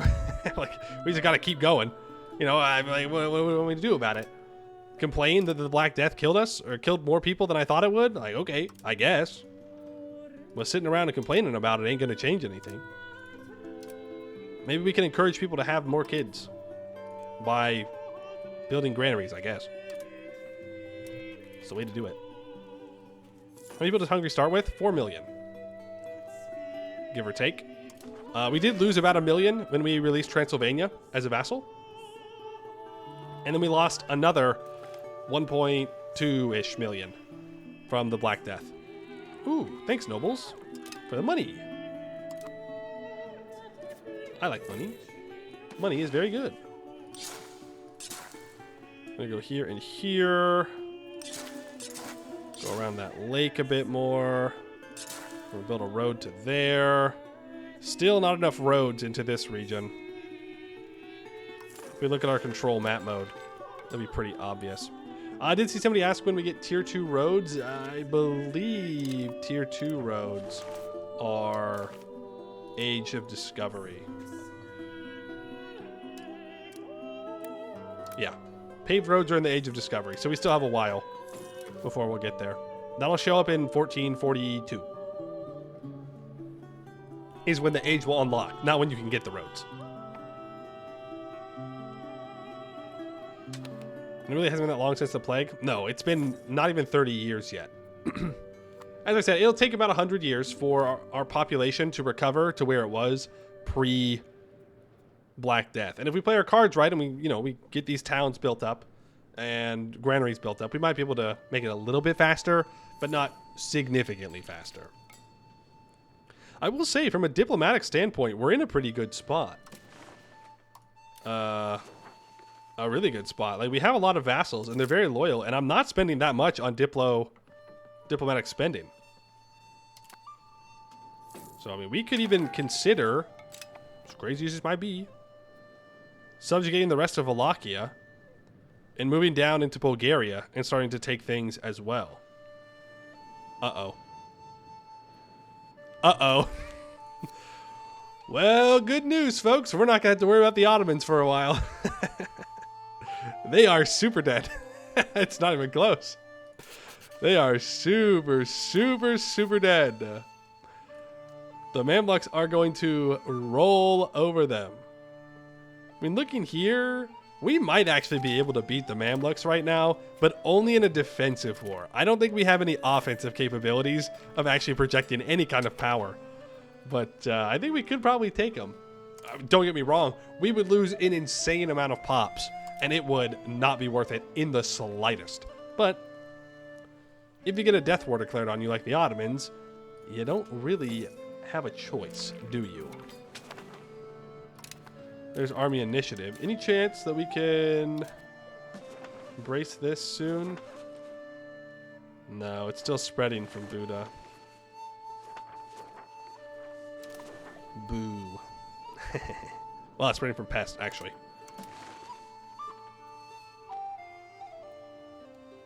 Yeah, I mean, we're getting there. The banking, we'll probably get banking first at this point, which is good.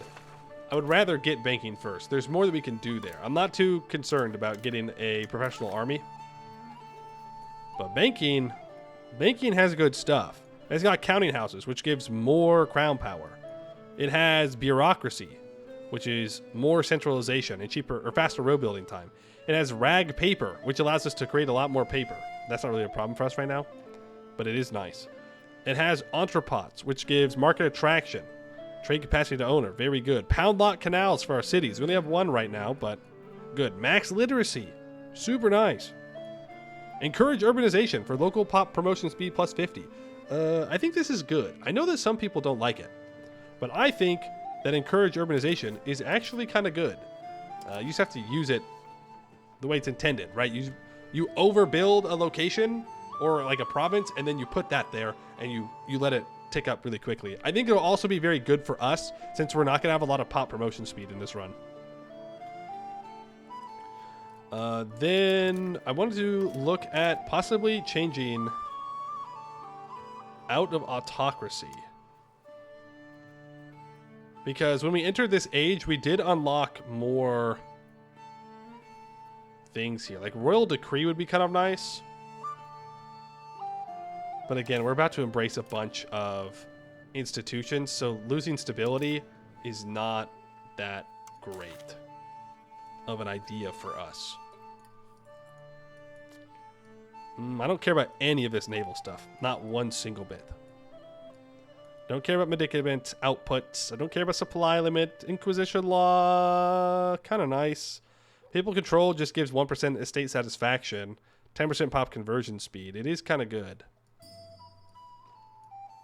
Was there anything else back in the Age of Traditions? Because there could be an Age of Traditions thing here. And there's the diplomats. There's the stab investment. Max RGO size in rural is probably something we should grab at some point, so I'm going to grab it right now. You know? Again, if we're going to be building off of peasants, then we got to have jobs for said peasants. Once we get all these towns built up, we're going to be in a good spot, I think. But I think, unfortunately, that's where we're going to have to call it for today. We're kind of out of time. We're kind of, sort of out of time for today. Is this game like Crusader Kings? Not really. Not really. This is more like Europa Universalis 4, combined with Victoria 3 and Imperator Rome and EU3 and Victoria 2 and a lot of other stuff. No, not the 8-hour time limit. Yes, we are hitting the 8-hour time limit. So it's only EU? Oh, no, no, no. It is the whole world. It is the whole entire world at your fingertips that you can play in. Molly going hard. Molly is doing pretty well for themselves. But, you know, they did fall off in history, and it's probably going to happen in this as well. Yuan is dying? Yeah, that's just the China experience. They just suffer. You have all the pops in the world, but you just suffer the whole time.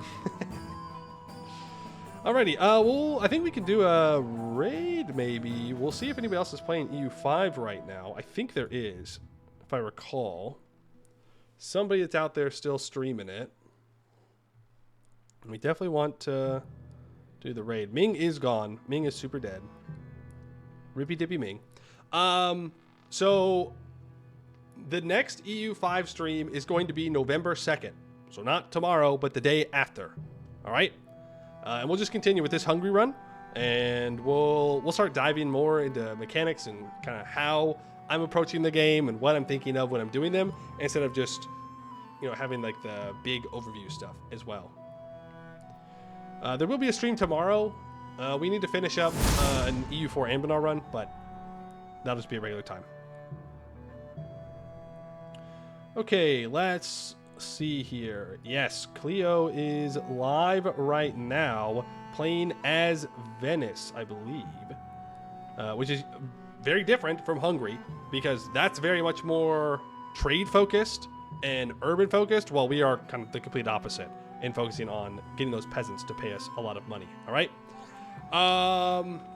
Before we go, exclamation point VOD to get to the VOD channel, exclamation point Discord to get to my Discord channel. If you are going to pre-purchase EU5 or purchase it after the release, you can use code POEMU, all caps. Help support me a little bit, and I would appreciate that. Once again, thank you to Paradox for sponsoring today's stream. Hope you all enjoyed, and I hope you're ready for EU5, because it is very fun and very, very, very addicting. All right? But that is going to be it for today. I will send you guys on over to Cleo, where you can see some real Venetian gameplay. Oh, look, she's still on 1337. Perfect. Perfect. You're not even going to miss all that much. All right. But I'd like to thank you all for watching, and I hope to see you in the next one. We got a Pietro the Dragon. He's a mercenary leader, I think. We're gonna grab this guy. And you are going to